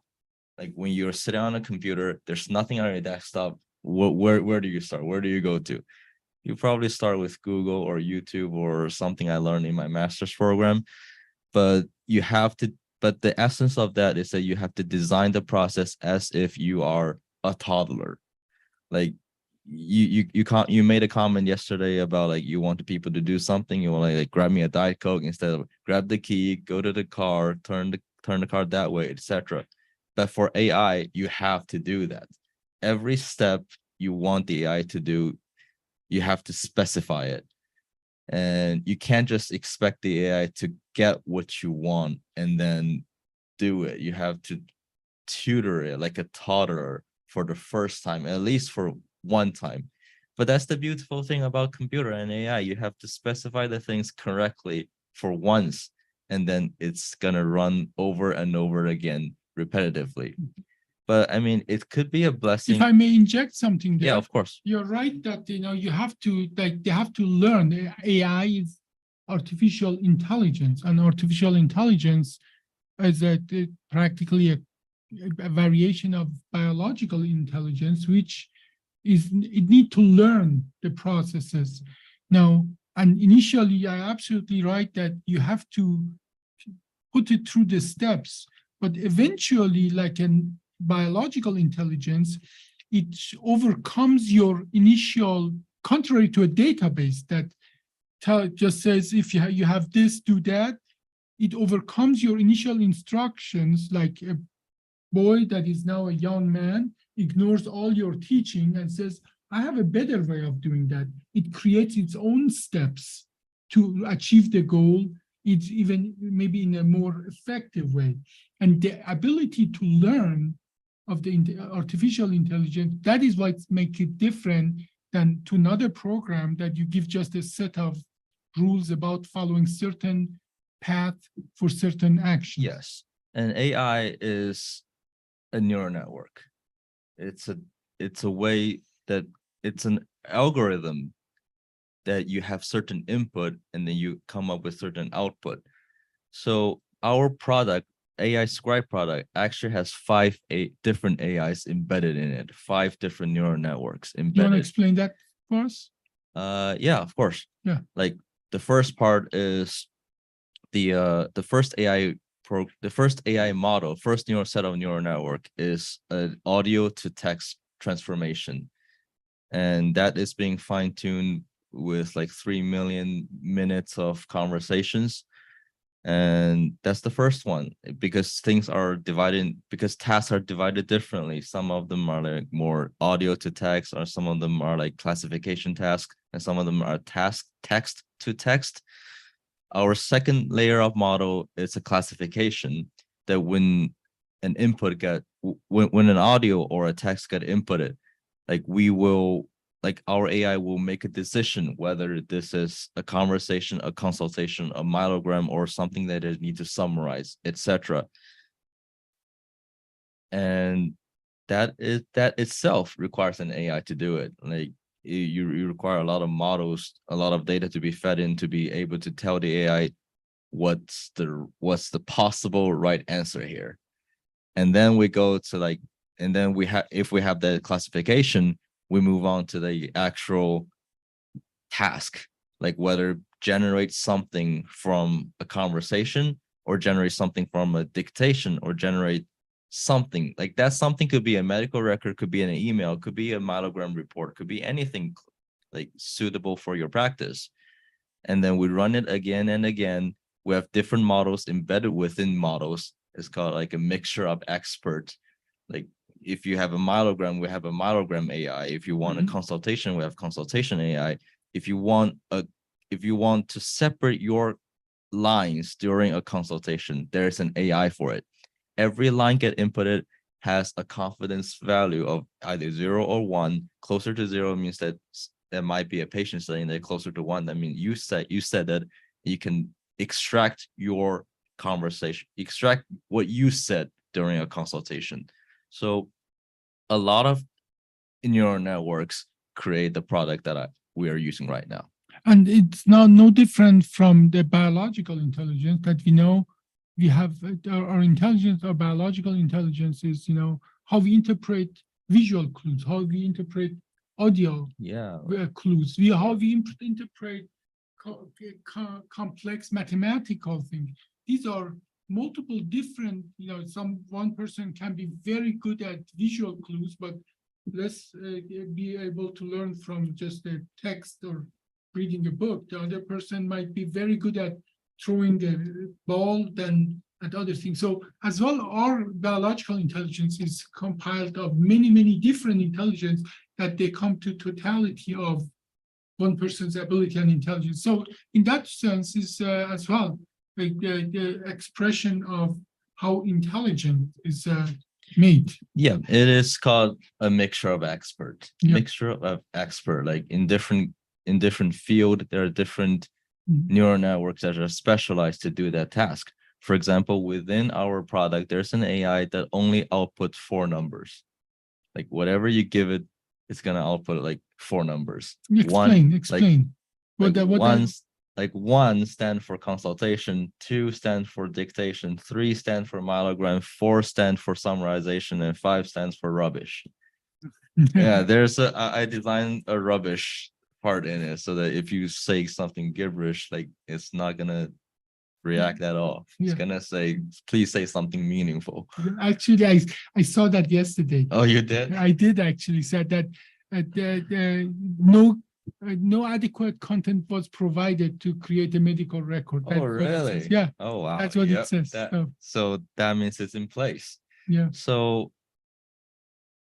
the way that part works is that it analyzes the semantic of the text being provided. If there's something like a conversation, then the AI is smart enough to know that there are multiple people involved there. And I don't really know how it's done. Like nobody knows how it's done. It's a neural network. It's called hidden layer for a reason. Like you can have theories on how it's working. Like it might pick up some keywords and put a great weight to it. Like if you see the word dictation, like if you provide, this is a medical dictation, the word dictation will have a very important role in the actual determination of either it's 1, 2, 3, and 4. So that could be it. And there are other possible ways, like unimaginable ways that computers think. Now, all of that is fantastic and very exciting, but I think this is not just theory for us, right? We are using it already. Oh yeah, we are using it. So, and for that, I like to do actually demonstration, the same demonstration that we did yesterday with Dr. Colley. I like to actually demonstrate how this artificial intelligence is of everyday use to our practice. Which one should I open? 8.7. This one? Yes, sir. Okay, so yesterday, I think that it might have been a glitch on my computer, but so we are going to demonstrate now. This is our project SURI. SURI stands for Smart Utilization, Smart. I forgot what the SURI is for. That's You named it, man. Yeah. Smart Utilization Resource Identifier. Resource identifier. Okay, yeah. And this is the first picture, the menu you get. Where We're not sharing our screen, huh? well, let's share it. Yeah, let's go ahead, share it. Share the screen. Let's put it here. Yep. And share the entire screen because other things will pop up.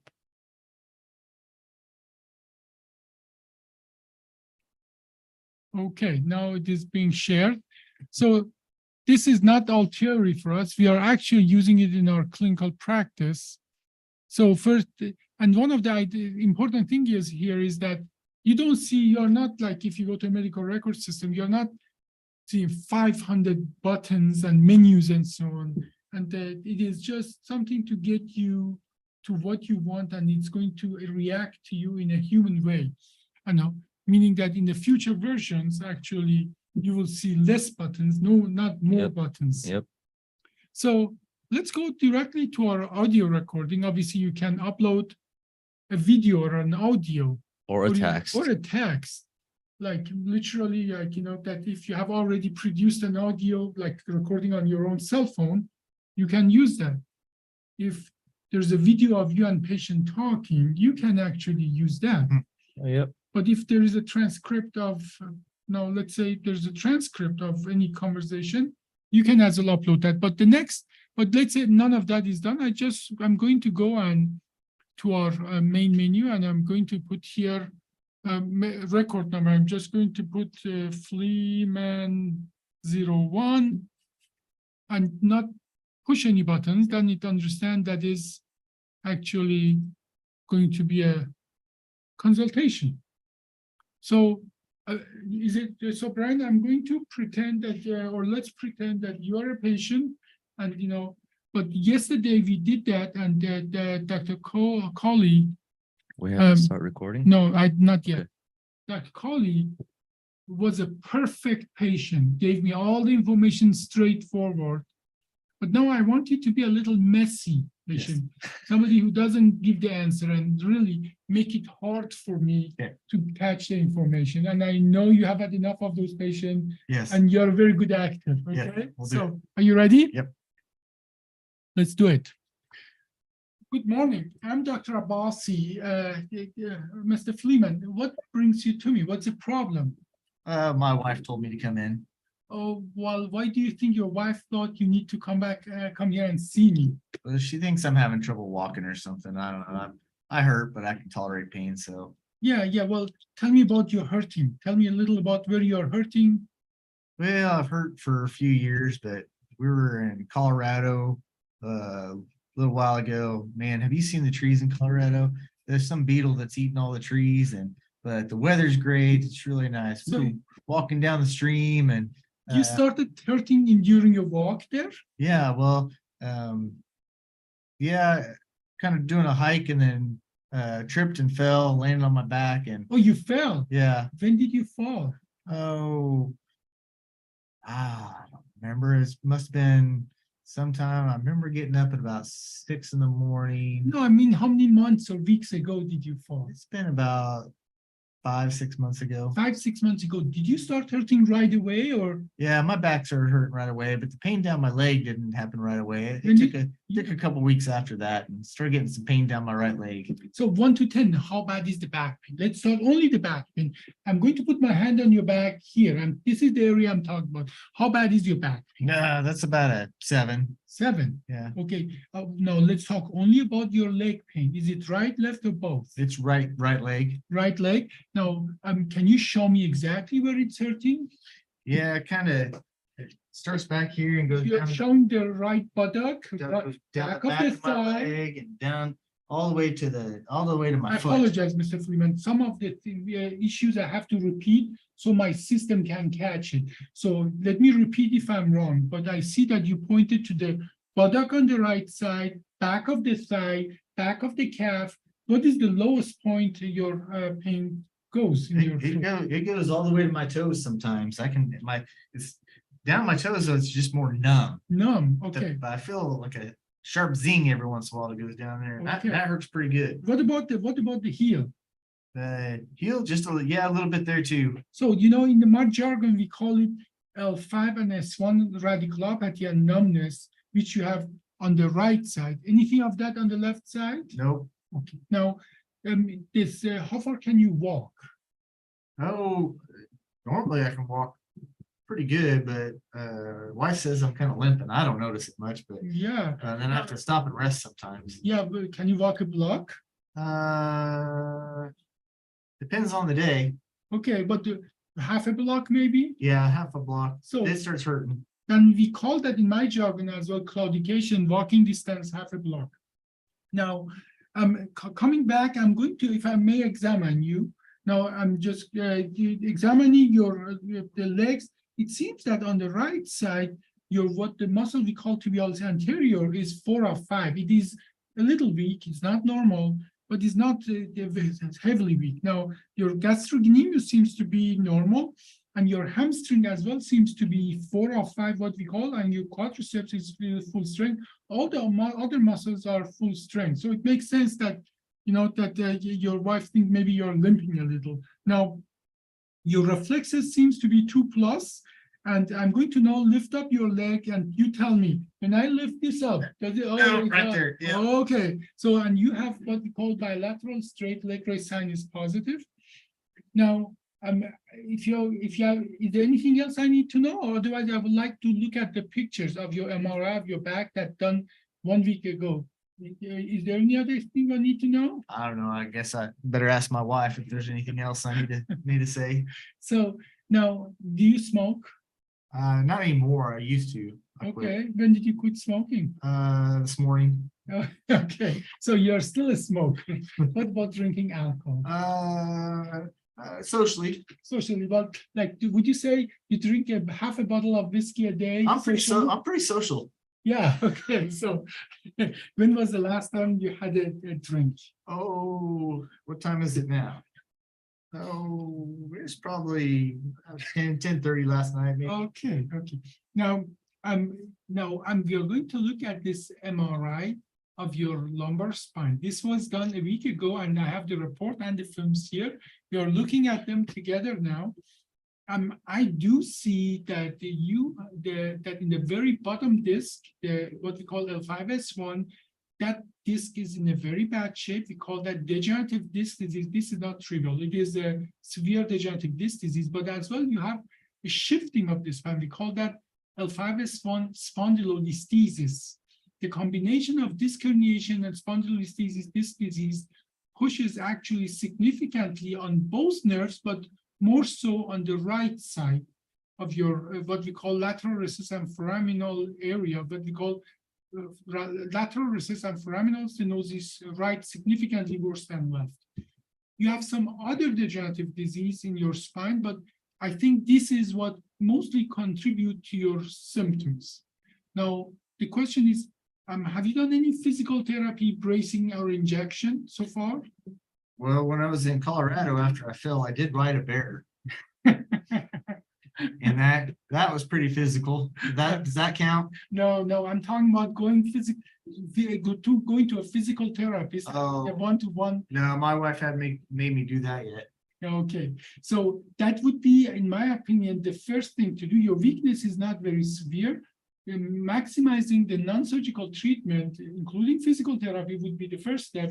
But as well, if the pain is more than 5, epidural steroid injection in your epidural space is a very good option. And as well, bracing could be an option to manage your pain, put you through this process. Obviously, I'm hoping that after that you get better and you don't need any additional treatment. But if that doesn't work, then surgery could be an option. But let's postpone the question and the necessity of the surgery to a future visit. What do you think about that? That sounds good. You want to see a picture of me riding the bear? Yes, right here, Doc. Oh, I got a really? great. Wow. Yeah. So you weren't joking. I thought actually you're joking. Well, then I will be going out and start this process. My assistant will be back to help you in the process of this getting physical therapy and other treatment organized for you. Sounds good, You Doc. have a great day and say hello to your wife. I will do. So I'm ending the report here now, and we are saving first the audio report of that. Yes, that is correct. So now, obviously, this is going to go through a process now after recording the audio and create the exact transcript of that. Yes, and then the AI will decide if that transcript is a consultation or a dictation or. But the process of taking this conversation and making it to a transcript is as well an AI process. It is the first model. Yeah. Yep. And so this is not like a dragon where based on some variation of the. There you go. That's pretty quick. Yeah. That's faster than I expected. Based on variation of the tonality and so on, you create words and so on. And you have people who have used our medical business, Dragon. Dragon is a dictation that it is pretty good, but almost every single time when I use it, makes severe mistakes. Now, this here is not a regular program-based transcript, but the AI generated. And I'm really amazed at how good of a transcript it is. By this age already, it is significantly better than any dictation that I have seen and used. But it's not, that is actually just the first pass. This is not what the end result of this AI is. Let Act- it work. Huh? Let it work. Yeah, I am going to let Yeah. it go. So this is now the second and the third model, if I understand, or even the fourth and the fifth model, are running through that, identify what it is, then creating from this conversation, taking the proper information out that is relevant to a medical record, and then it produces for us the medical record. And if you compare them, you know, obviously,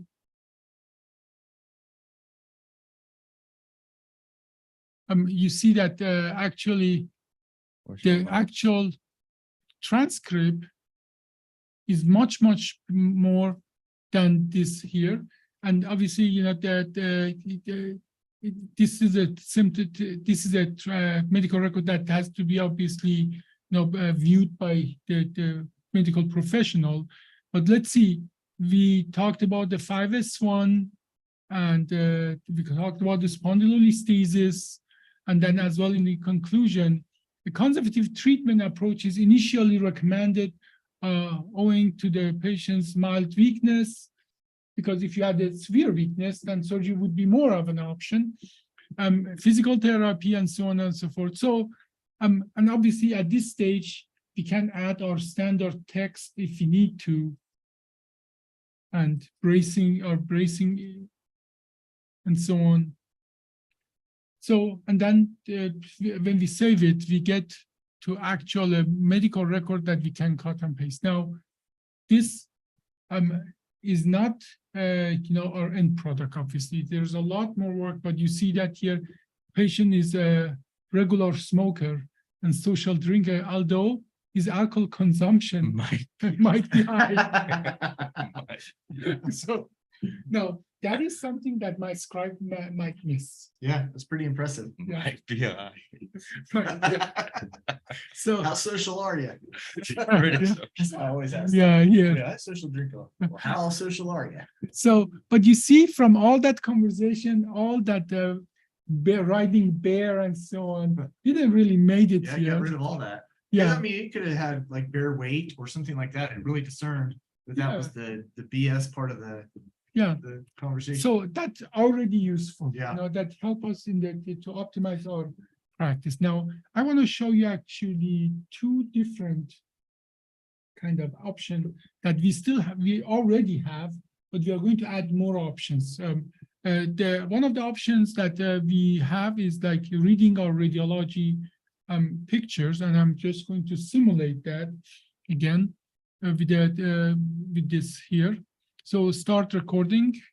This is the myelogram report of patient Smith.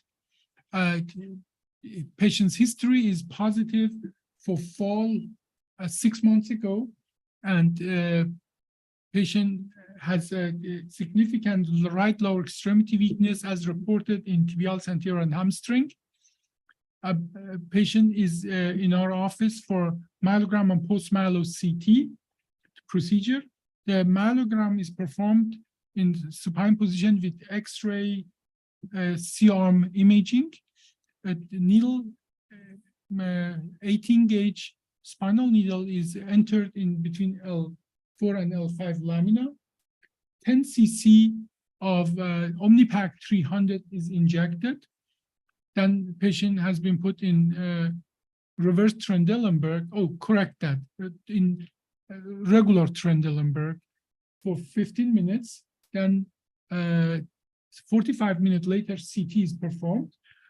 Please correct that 10 cc Omnipack to 5 cc Omnipack. Now the report in the L1, 2, 3, I'm able to see the progression of the contrast in the spinal canal in the intrathecal space. In this area, there is no compression of the neural elements. In the L5S1 area, grade 1 4 millimeter spondylolisthesis with anterolisthesis of L5 of S1 is noted.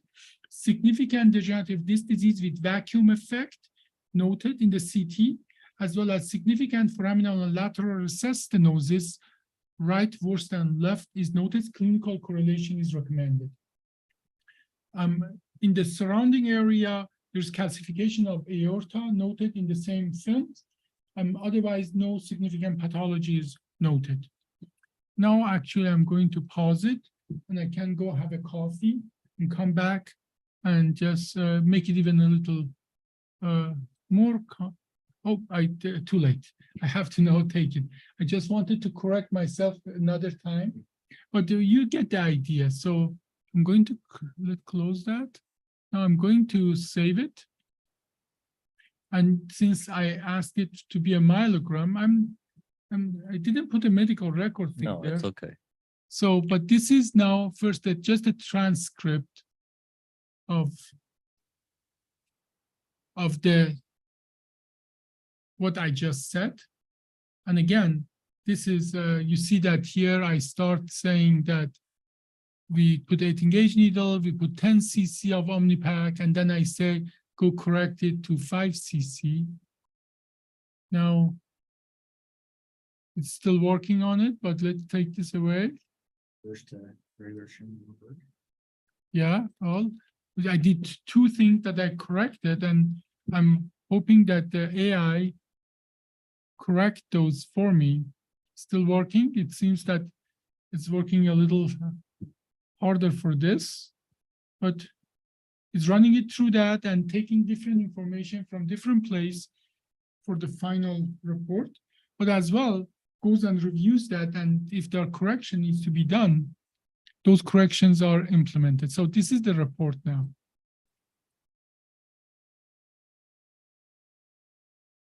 So here you see here, patient history from Montego primarily affected lateral extremity, significant with the weakness and the tibial anterior and so on technique. And as you see here, somato definition and intrathecal administration of performed at myelogram and so on. Now, usually it does put the amount of the Omnipac given. This is the first time we did not.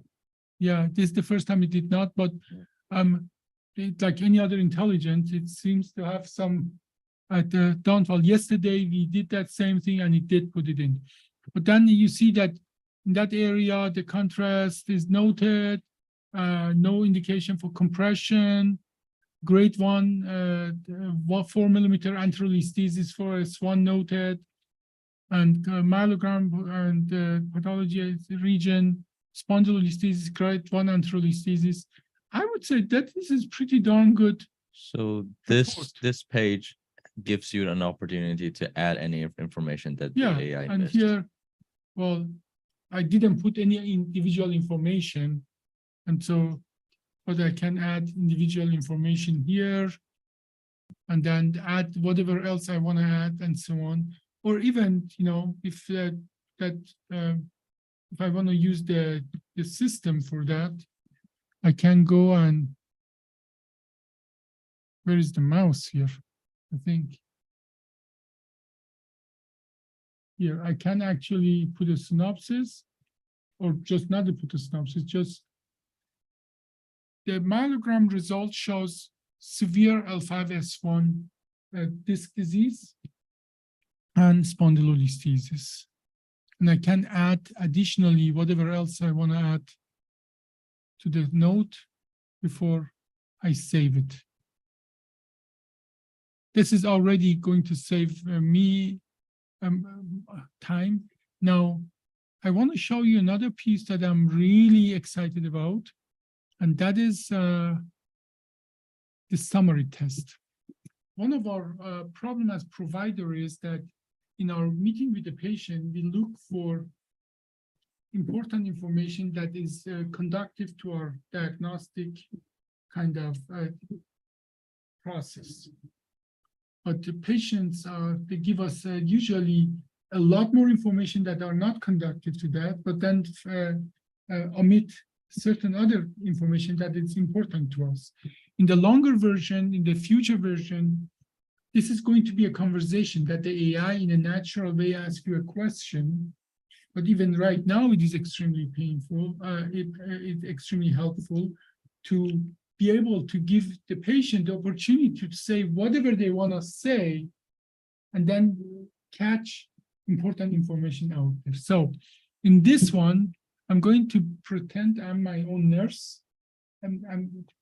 Mr. Fleeman, welcome here. We are here in the Inspired. No, not yet. You're in the Inspired Spine. I know you have a very long history. I like to record your everything you want to say, and our system will even may ask you later on questions. But for now, why don't you? I'm going to push the button, start recording, and tell us everything about your pain, about your history, anything that you want the doctor to know. Would that work for you? I'm going to give you as much time as you like, but when you are done, push on this button and I come back. But take your time, okay? To be as comprehensive as you can and talk about everything that's bothering you about your history. Are you ready, Mr. Fleeman? Yes. Okay, so I'm going to put your name here. Wait, it's not.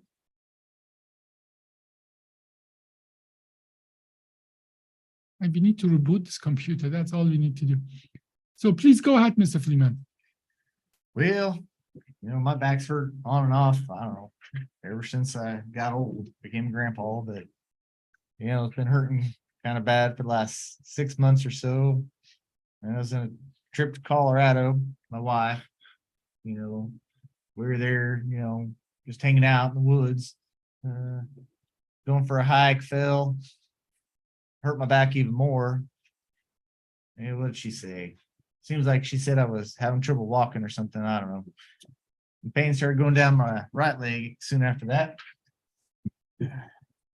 Yeah, let's see. Can't walk as far as I used to. Kind of hurts as I start to walk. So that's not been very comfortable. But my wife brings me my beer, so I don't have to get up and walk as far. That's okay. I don't know. That's about it. Hurts. That's it. Not sure why I gave the accent, but No, the accent is good because you understand accent, even if you understand my accent. getting in the role. So yeah, it's even to understand my accent. That's amazing because most of dictation programs don't. I put it on the pause, but why don't you add lots of unnecessary information about like about the wrestling with your family last week that maybe or maybe not made the pain worse and so on. It will be that question about like what situation, eventually the AI will ask you specific question like what makes it worse, what makes it better. It will ask you, what treatment have you had, what treatment helped you before and so on. About ask you, have you gotten any pictures and so on. So it will be a natural conversation with you that it's optimized on getting the information and then give you more information. So I'm going to resume that. And then you just add some relevant and some non-relevant information about the activities in the last few weeks, about any treatment and so on and so forth. Let's see how it goes, okay?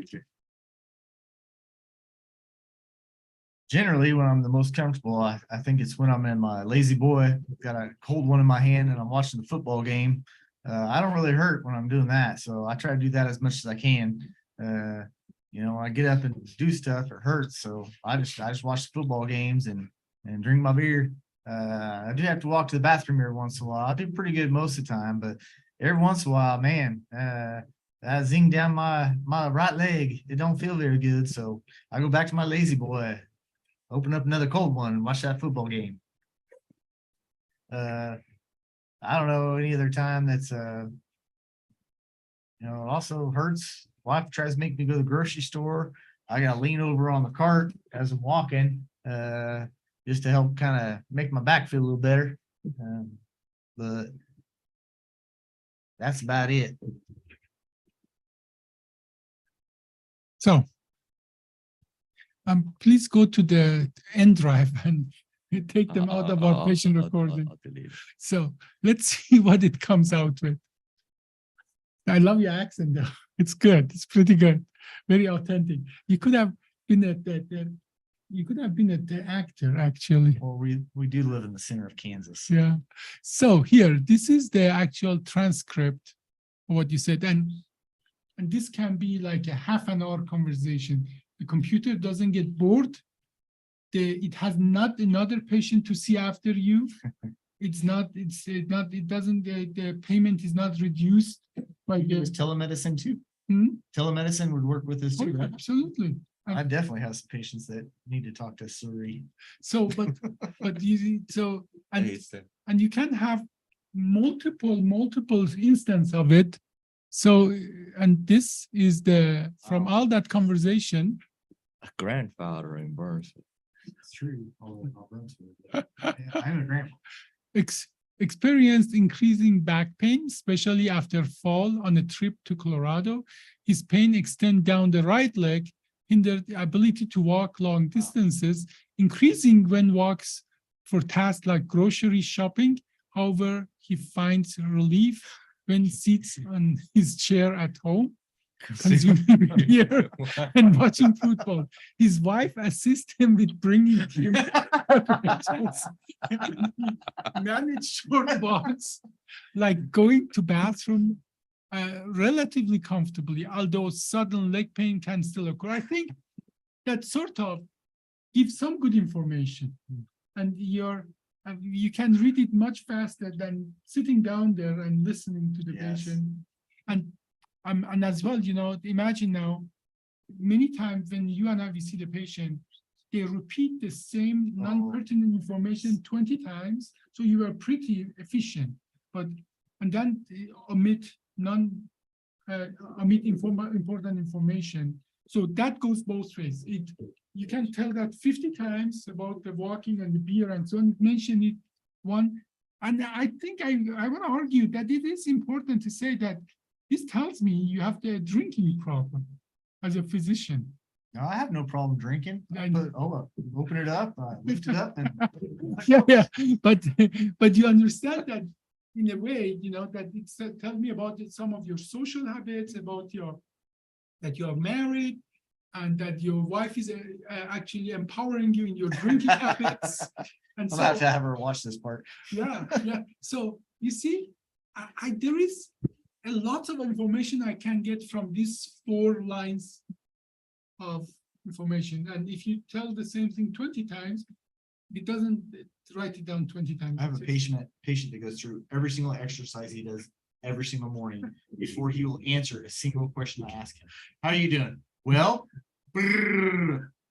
So, Come on. and you see already, you have a use for this. Already. Yes.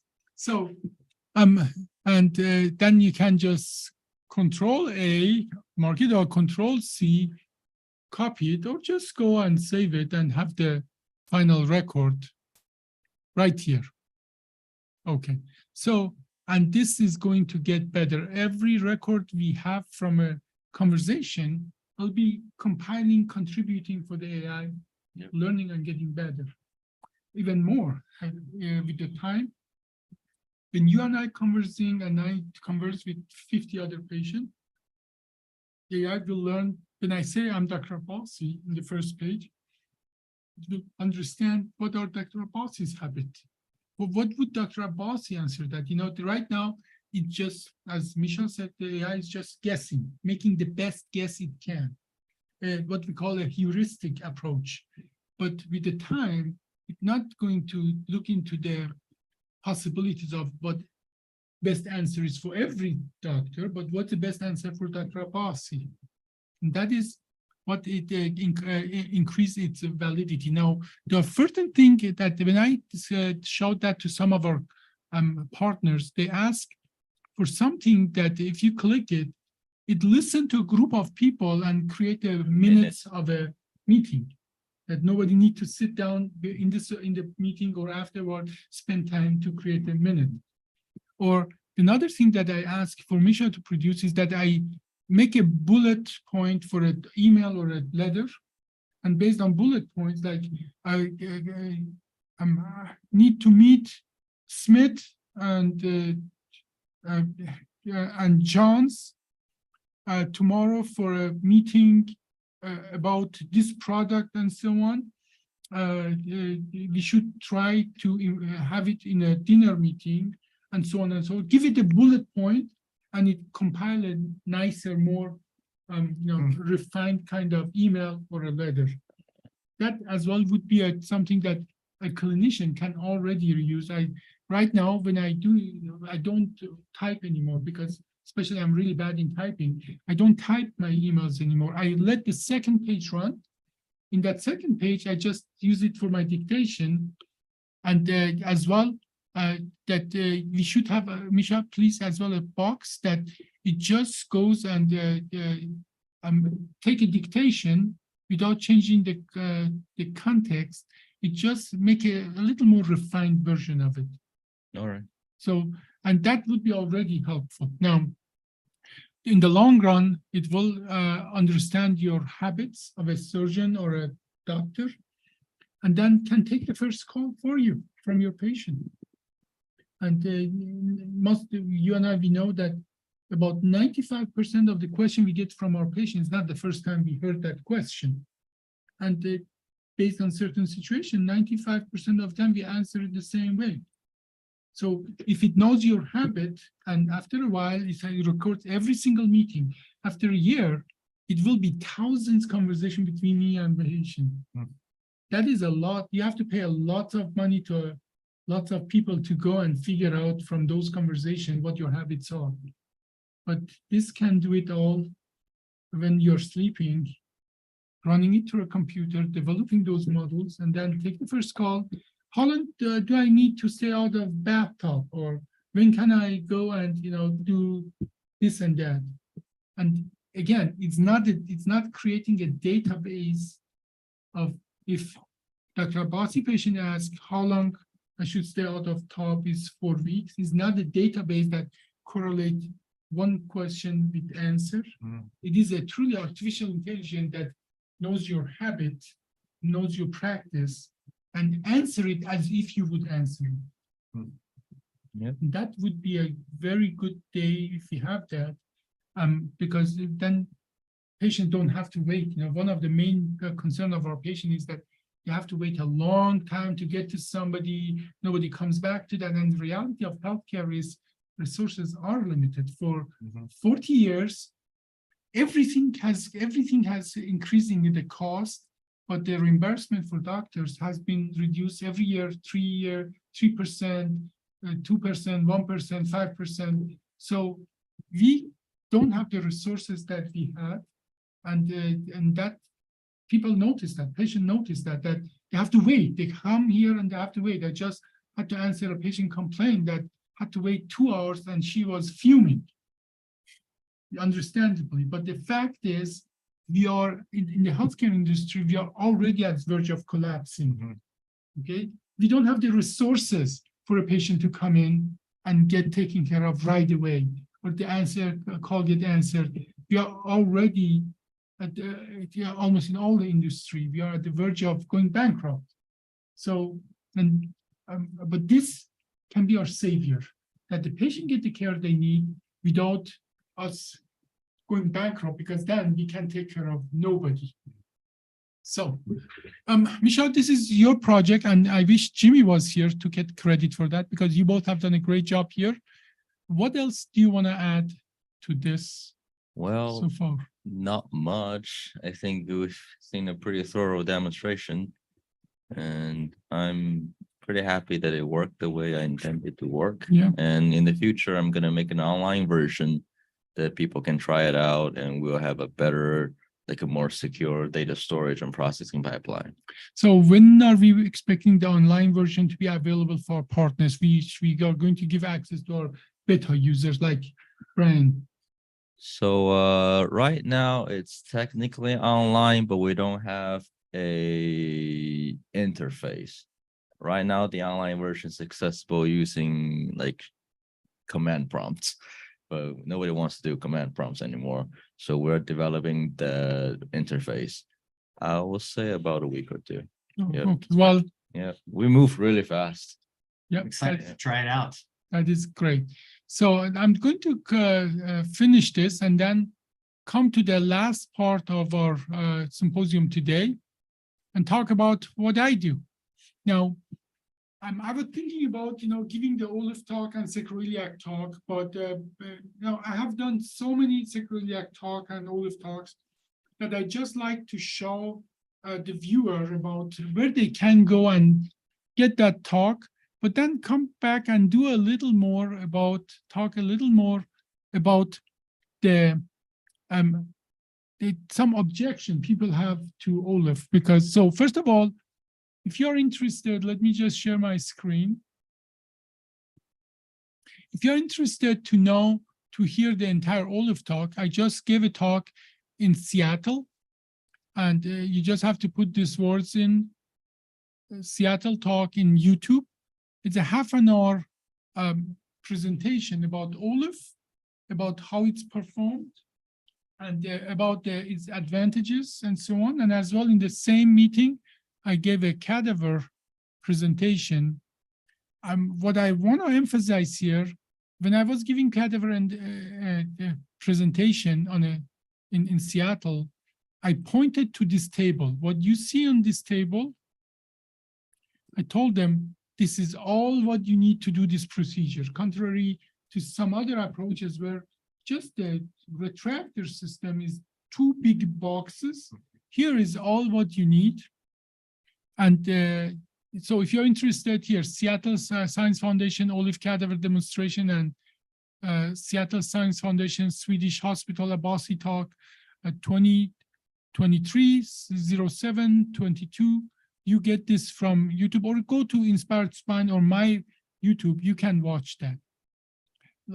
But I want to give a very short presentation about Olaf procedure. And before I go and talk about what objections are. And I think the reason I want to do that is because 10 years ago, when I started doing this procedure, I was in shock and awe what this procedure can achieve. And for people who maybe haven't seen us from the start, you saw in the last, just beginning of the week, 6 Olaf procedures and 1 sacroiliac joint fusion. And I would like you summarize the difference between the Olaf and open surgery. And I thought as well, when I started this, that if this is true, why are we even doing still open surgery? Please go ahead. That's a very good question. This is an absolute game changer. I mean, not only from a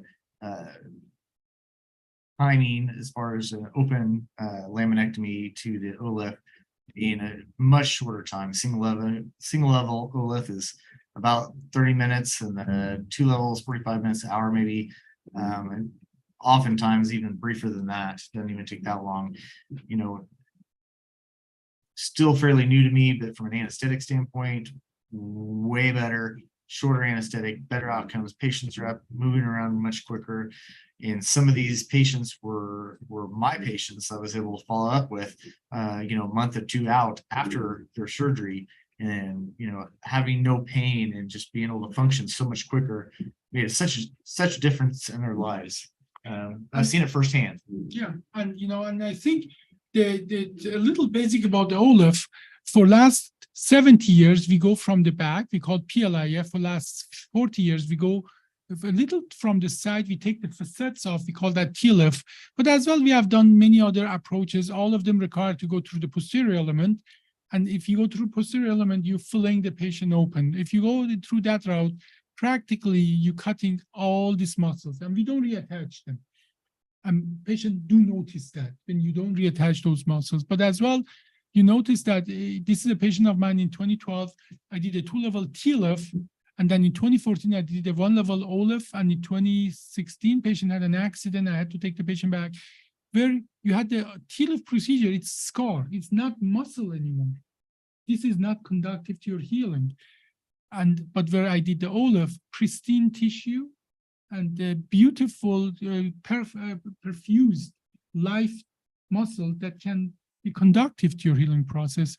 The blood supply and vascularization of the bone is through surrounding muscle, meaning that this area with open surgery doesn't give any blood to the bone, and this area does. And 75% of the vascularization of the bone is through posterior attachment of the muscle, meaning in a TLIF or PLIF, which is a standard of care, at the end of the surgery, the vascularization of the bone is only 25% of the original value. Now, Misha, you are not in medical field, but what is a function of a muscle? It retracts so that you have movement. And how does it know it has retracted enough? How does it know it retracted enough? Yeah. You can't retract anymore. No, actually, this is a much more refined process. Look at that here. There are two kind of systems inside of our spinal cord that tell the muscle when it has been enough contraction, and both of them rely on that it measures how much pressure is on the tendon or the muscle. Now, if you cut the origin of a muscle in like a regular surgery and we don't reattach them, that get lost, that auto-regulation get lost, and next day, muscle does what muscle does. It contracts, but there's no loop back signal that's enough. They go to spasm. That is why my patient walk within 2 hours, and after open surgery, it takes them days before they can freely walk. And that is another advantage of the OLIF. It's not about skin incision, but as well, what happens under the skin where you damage all the tissue under the skin, that is, it contributes to your recovery time and most difficult recovery time after the surgery. Now, just the time spent under anesthesia is an independent factor of perioperative comorbidities. Every additional half an hour under anesthesia adds 17% to the combined risk of the surgery. If you have any doubt about what's the difference between a 1 hour and 5 hour surgery, just ask your anesthesiologist. So, because they can tell you that based on their own observation, a patient that has been under anesthesia, especially prone, the data is based on 388,000 patient meta-analysis, and this has the pool of all surgeries, everything, and 17% more risk for every additional 30 minutes. Now, if you're prone, that risk is even more than in a supine position. So this is just an average. Let's come back to that. The exact the advantage of OLIF procedure is that it goes exactly at the border between posterior and anterior element, avoid them both. You see that thin line right there? That is where the OLIF approach is. And I'm just looking at that, say, how can you even do that? Well, we didn't know how to do that until just recently. And this is not being taught in the med schools or residency programs. That's why there are not many people are able to do that. As a matter of fact, we teach them. But as well, when I go and teach them, I get lots of resistance from many of our colleagues, and I come back to that. This is actually all fusion in one hospital. The blue line is the regular open surgery. And as you see, with higher BMI, time under anesthesia, and all comorbidity goes higher. Whenever you hear the word minimal invasive spine surgery, they are talking about minimal invasive TLIF. That is the red procedure in the hand of a star surgeon. And here you see even in the BMI of 37, that surgery becomes more tedious. And green is OLIF procedure, transcameron OLIF procedure, which by the way is very different from another procedure called as well OLIF, anterior to psoas, where you go through the belly, okay? So let's come back to that. And we could in a second study confirm that the effect, the benefit are sustained even to BMI of 60, 62. I've done patients who are 500 pounds. Now, having said that, I'm considering all the benefit. There is a huge resistance of our colleagues, many of our colleagues, to accept that. And I have compiled a presentation exactly regarding that. I knew that this skepticism, which is a healthy part of healthcare, is legit to a point. Mm-hmm. So what I did, I started taking patient testimonials, and if you literally go to YouTube and just put OLLIF, you will get over 1,200 patient testimonial at different stage. I can sit down here and go down. I can go down like for hours. Here, these are the testimonials of my patient. They can tell you what the difference is, but as well, we have done 11 papers. We have compiled our data. I have 28,000 follow-up on this patient. So I have enough clinical information to say this is sustained. Yet the skepticism is still there. And but the skepticism, I'm very in favor of healthy skepticism. But the skepticism that is out there is like the pure denial at times. They are not even interested in the data, meaning that they're not even interested in look at the data. They are good at what they are doing, and they are not interested even to look at the data. Now, and that is what this skepticism, when it's expressed, I have gathered them, and I want to share a few slides regarding that objection. What do people say when they have this objection to OLIF? Now, and I want to start that with the LinkedIn result. And often, when people come with their objections, I notice that the objection that they have is very directed at their own practice, meaning that because they don't do that, and some people take it, some surgeons take it very personal, that that I do in 30 minutes, the surgery that's 4 hours for them, or in 45 minutes, surgery that's 6 hours for them. And they think it is, but what they see is that that they think I do their job in 1/2 of the time or 1/3 of the time. They think like, I'm driving from Minneapolis to Wichita to Hutchinson in 1.5 hours.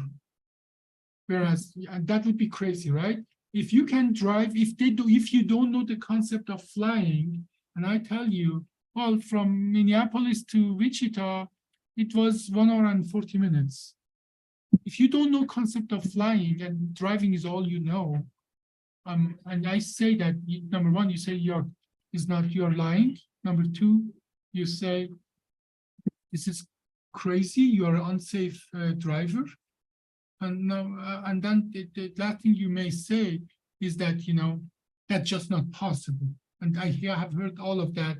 But if you know the concept of flying, you couldn't fly slower. If you would fly slower, you would be unsafe.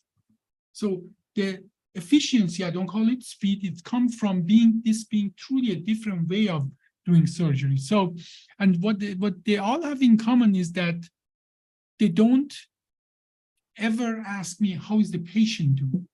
Yeah. Which I thought it should be the most important thing in any healthcare. Your outcomes. Yeah. So objection number one, and which is a legitimate kind of objection, we pass the nerve root very closely to get to through the Cambin triangle to the actual disc base.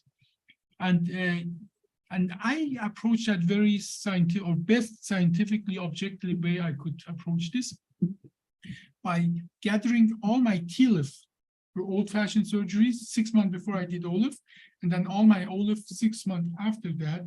And we have almost equal group of patients. So no selection bias. 6 months before, all the TLIF, 6 months after, all the OLIFs. And I did my statistic. It seems that in the learning curve, certainly the rate of nerve injuries is much, much higher. And that is one of the reasons lots of people who are trained in that didn't adopt it. And here you see actually what that really means for actually the learning curve is extremely important. Now, what I noticed as well, that I went and researched that in many, many papers, almost in all spinal surgery, they hush the early result. Everybody talk about 1 year results because nobody really bothers to gather the early result the day after the surgery or the week after the surgery. What matters for them justifiable is the 1-year results. And so, but I collected my early and late results, and in early results, I was a little concerned because many of these patients are about ready to go home. I say, but doctor, what happened to my left foot? There's a numbness there. I didn't have it before. About 15% in my learning curve of this patient, they had a new irritation of, especially in L5S1 nerve root. But when I compared it to my TLIF group, I noticed that is actually, the statistic came down that we 8.2% in my OLIF group, 12.3% in my TLIF group, meaning the TLIF group had more nerve irritation, but they were next day, they were still in bed. They could barely move from side to side. The numbness on top of their left foot was the least of their problem. Just being able to be comfortable, that was their problem. So they never complained about that. Whereas my OLIF patient, they're about to walk home and they're telling me, what's that numbness? Because that's the only problem they still have. So early result was about 12.5%. But after a year, only we did a 300 patient study. After a year, only one patient in 303 patients had still related severe injury related to that nerve. That makes it 0.3%. In the literature, that rate has been reported 1 to 3% in average, but that varies in some studies up to 35% for complex cases. But in my OLIF group, it has been, after a year, 0.3% for severe injury, and about 5 patients had as well non-life limiting, still had some numbness, but that wouldn't really limit their life. So that rate, this is based on our studies that we have published. One of the other objections we have is about, can you do a small little opening with a small opening in the tube? Can you do a discectomy? Because that is the goal of this kind of fusion, is taking the bad disc out, preparing the end plate, and make the bone grow from one end plate to another. As a matter of fact, I was in a meeting in Las Vegas. A big MIS spine surgeon told that they tried in 1998 to do a tube discectomy and get all the disc out, prepare the end plate. This is just not possible. My answer to him was, it's all about instrumentation. Flying without wing is still is as well impossible or very hard. So it's about instrumentation. I showed him the instrumentation that enabled me to do that. But and these are the part of the instrumentation. I will keep all of that for a few seconds here for people to view that. And practically, with the right instrumentation, we go through a 8mm tube and perform a discectomy, and it takes minutes to do that. Whereas in a regular surgery, it takes you 1.5 hours just to be where you can start this part. And I'm usually there within 3 minutes, and that is what cuts a lot of time of the surgery.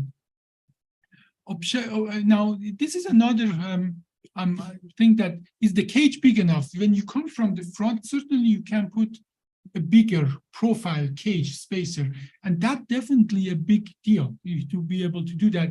Certainly a bigger cage wouldn't pass through Cambin triangle, would cause lots of injury.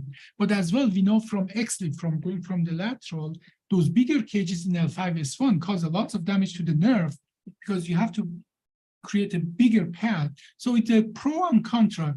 The fact that the cage is smaller has less mechanical surface to lift up the bone, but on the other side, it causes as well less damage to get in. Now, this is a very important piece that, in many of my cases, people say that, like the first comment you saw, that the cage has subsidized, meaning that the bone breaks and cage goes into the bone. Now, this is a very delicate matter. On the right side, on the left side, you see a true disc or cage subsidization, where practically the cage has broken into the end plate. By the way, not all of them are symptomatic. Less than 15 to 20% of the subsidations are clinically symptomatic. If they're not symptomatic, I don't do anything about it. If they're symptomatic, I go and open up the space. Now, lots of people may look at the right picture and say, well, there's a subsidation here too. And then you have to know do you understand the physics of CT? In the CT, the picture you see here is a reconstruction. So a CT produced the slices of your body in certain thickness. That thickness used to be 5 millimeters. It averages everything in that 5 millimeter horizontal cut and reconstruct them together. Now that is now 2.5 millimeter in the most of scans now, but still is 2.5 millimeter of tissue that is averaged and gathered together. What that means is, if you think your disc is like that, and meaning that it's a flat surface, and then you see something like that, even if this distance is less than 2.5 millimeter, this could be still the averaging. Okay, keep that in mind. But if it's more than 2.5 millimeter, then it's a true subsidation because it averages every signal that goes here. Like here, you see thousands of points. You in a CT, when you open up the CT, you have thousands of points, but your voxels are actually in a regular CT 512 to 512 in 2.5 millimeter intervals. What that means, the monitor or the computer create a lot of new points for you, so your picture doesn't look pixelated. It reinvent or just practically makes up pixels so your picture is smooth. But if you don't know that and you see a picture like that, you think that's subsidation. It has no physical correlation because that slide is 2.5 millimeter. Now, if the disk was a flat surface and this was more than 2.5 millimeter, then it would be a right subsidation. But you and I, we know the disk is not a flat surface, right? What is the disk? It's a concave, and the arcade is concave, meaning that if you get a cut through, let's say here, if this is the disk, you get a cut through here, it averages this bone, this cartilage, this disc base, this cartilage, this bone, it averages together and gives it a value. That is why in a regular CT, the edges of the bone are fuzzy, because it just averaged the tissue there. Now, imagine now you have something like that the cage is concave and it averages, and now it shows you here. Now, this is a physical phenomenon, not a real subsidation. People who don't understand anything about the physics and how CT produced, they look at one picture here and say that's subsidation. And but there's a way to understand that. There's a physiologic way of measuring that, the distance between the interpedicular space. And that is what we use for subsidation, not this picture. Let me repeat myself. If you look at this picture, doesn't matter how important you are, how educated you are, what a good spine surgeon you are.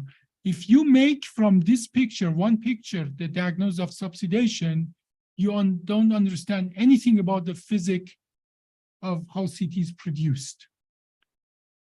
This is much better way of understanding subsidation, the interpedicular space in the serial picture. Like this is pre-op, post-op, 6 months, 1 year later. This distance doesn't change because even if patient lay on the table in a different way, the cuts are different, that averaging effect going to be different. So objection number 4, lordosis is a big deal. We did a whole podcast about that. And there are especially lots of young surgeons, they chase this correcting the lordosis.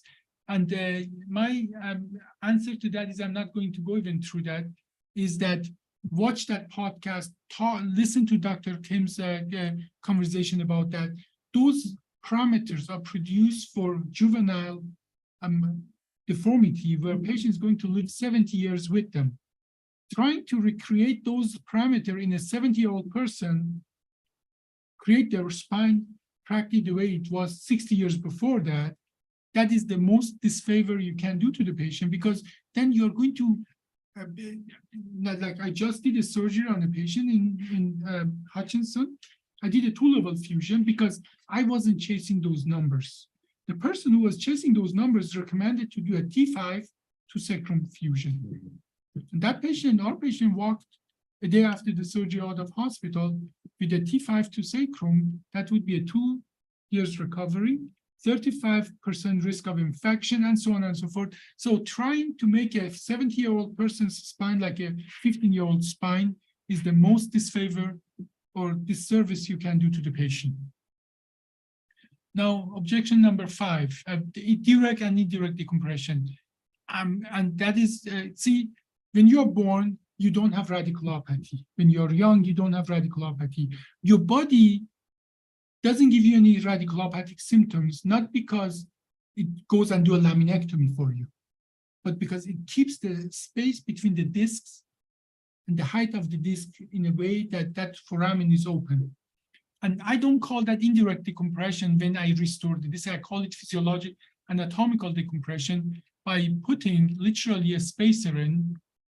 And that this slide literally shows what I mean by that. That look at that, the bone is on bone, and now look at the distance between on the bone. As a matter of fact, here we add like 8 millimeter.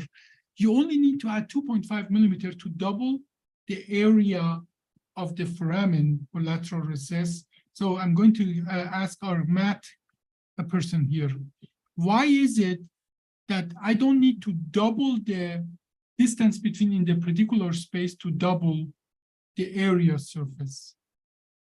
I need to add 2.5 millimeter, which is practically add 20% to the distance between one pedicle and another to double the area of the foramen, the holder. Because it's 3-dimensional? Well, 2-dimensional, but 3-dimensional as well is true. That meaning that it goes by power of 3 actually, Yeah. right? So simple math. So that is where math could help a neurosurgeon and spine surgeon. So I want to show you in action actually this.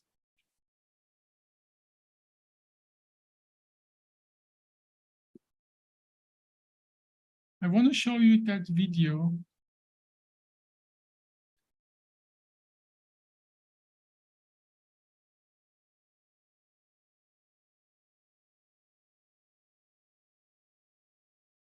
So this is the completely collapsed disc.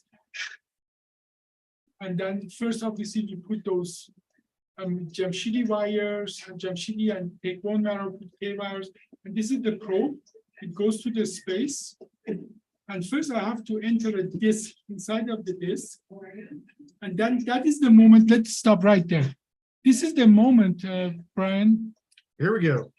Yeah, no, this is the moment right before I enter the disc. Before I enter the disc with the dilator, I tell you, here we go. The reason I'm telling you here we go, we talked about that. Do you want to recite why I tell you here we go? Possible to have a response to that, vagal response to that. Yeah. Now you remember you told me in the previous thing that you would, your training would sit down and they would hit you or drop something on your belly. Yes. And so what do you do when that happens? You prepare your abdominal muscle, Yep. Catch the impact, right? Correct. What happens if you don't strengthen abdominal muscle before that ball or metal or whatever it is hits your belly? It's gonna hurt. It's gonna hurt bad. And you have a vagal response, right? This patient is under anesthesia, and the direction that the energy going from that tube, from that dilated directly with a big hammer to the vertebral body and all the surrounding splanchnicus, plexus, and all the structure there and so on. This is no different than I come to you and you're sleeping and I hit you as hard as I can in your belly. Now, thanks God, not everybody has a vagal response, but in 1 in 7 to 1 in 10, they do. And then what would be a typical vagal response, Brian, when you get that? Drop in heart rate and blood pressure and So the worst I had was the asystole. I mean, could have, but the worst you can have is I had is asystole for 17 seconds. Now have a asystole in 17 seconds in the OR, and then you see how most of anesthesiologists, they lose their nerves. You can imagine that. Yeah. No, the thing is, this is truly a vagal response. Your body is saying, what is it? Stop. I'm going to stop and reevaluate what's going on. And then it has a very benign character. And for some people, it can be dangerous if you're not prepared. But I know there are some ways to premedicate. If you have to do it for 4 discs and patient is very sensitive in that regard, are there ways to premedicate that, to prepare the patient for this? Yeah, I think we can go back to our previous slides on proper pain management and preoperative and preemptive pain management for Yeah, this. but specific to for vagal response for this, like, atropine or anything else that you can give, or is there anything that can help you if a vagal response is coming? Sure, we can give Anticipate that? Robenol or a little atropine ahead of time, but if you have them truly well controlled anesthesia wise and enough Should be pain manageable. control on it, should be manageable. Yes. Okay, well, at this point here, look at that. Do you see how it opens up the space? And then when the tube is in, the tube is 8 millimeter inside, 10 millimeter outside. And now you see the drill that goes in and get the debris out. These are specialized tools. They go in and get the material out, and then I'm getting more bone marrow from the bone and so on. And then the next step is a cage. Look at that. That cage goes in and look how it opens up the space. And that is, and I can put that cage in the front and the back, front, right or left, and correct for deformities. So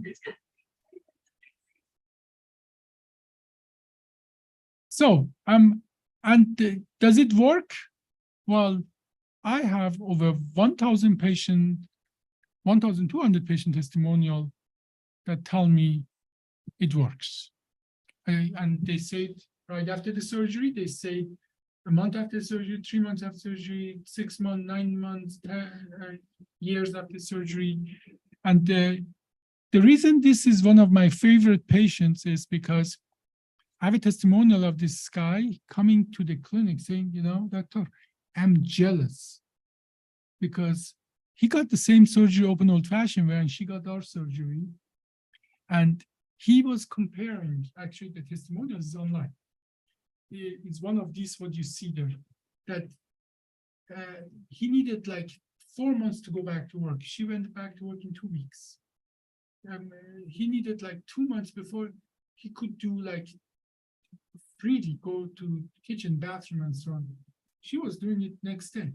Mhm. So these are truly impact long-term, but again, that is why their pictures is there, because one of these is their testimonial, exactly comparing these 2 different ways of doing that. Another thing, that is the technical thing about how we do the surgery, why is it coded the way it is, and so on. That is, I'm not going to go through that. And one last thing that surgeons say, oh, I don't want to do that, I'm scared of x-rays. Well, first of all, I think if you're afraid of x-rays, don't become a spine surgeon. But we did the calculation. We have a study running right now. I get 2 badges, and we are running it right now. But we have done, if you want to go to my actually Facebook account, I'm going to show it to you. You just have to go to www.facebook.com/AbbasiNSGY.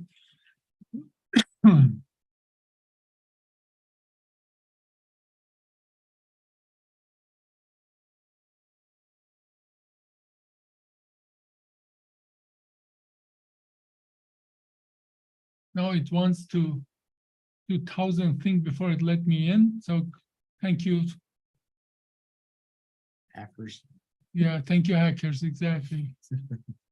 Choose it. I don't want to choose a new password. Just please let me in. Okay, well, sweet Lord, it just doesn't let me. But if you go to find me on, oh, I see. If you go to Facebook, now it wants me to pass the reset. There's actually an album where I calculate the dosimetry and radiation thing. Now we are afraid of X-rays, and because it was true, it can cause cancer and so on. Ionizing radiation and so on. But in 1970s and 80s, the actual X-ray amount that you had to give to a photographic plate was like 300 times more than it is now. Why? Because we have these intensifiers that one photon hits, and it's a pre-charged plate. One photon makes 2 photons, makes 4 photons, and so on. So you can have sent much less photons, X-ray or the radiation, to create the picture. But as well, we have these super sensitive cameras, like the night vision cameras.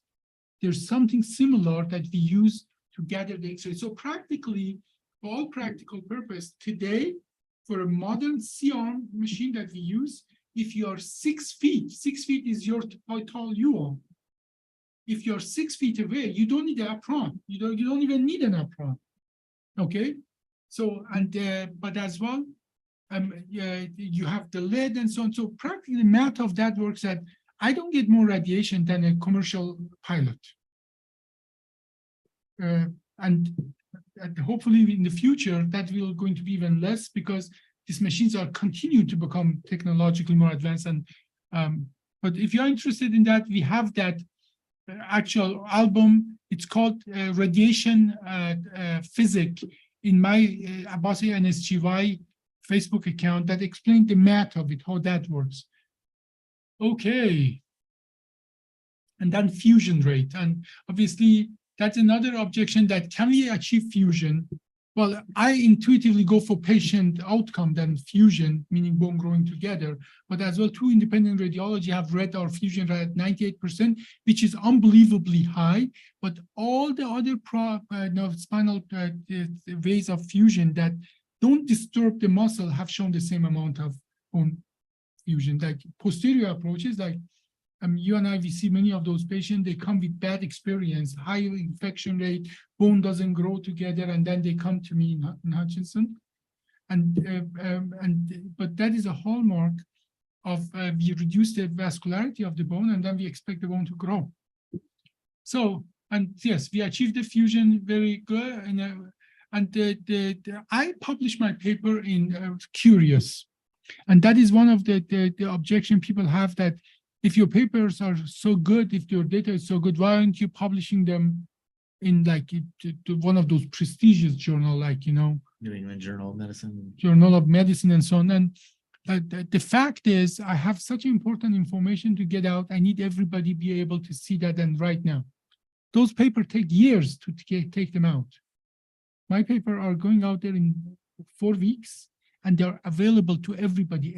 And believe it or not, regular people, they download it, they read it, they understand it. And but the end result is that this is the average about how we compare to TLF. And I'm going to put it just for 1 second, not even going to read that. The papers are out there, the data is out there, evidence are out there. And if somebody's interested, they can actually get all the information, and patients do. I think that's the only thing what's important to me. So if you guys have any question, I would answer it. But otherwise, it has been for me a fantastic day to be able to put out there this for everybody. There will be a record of it. And then the rest of it is, I would say, thank you for joining us for this symposium. Thanks for Thank you.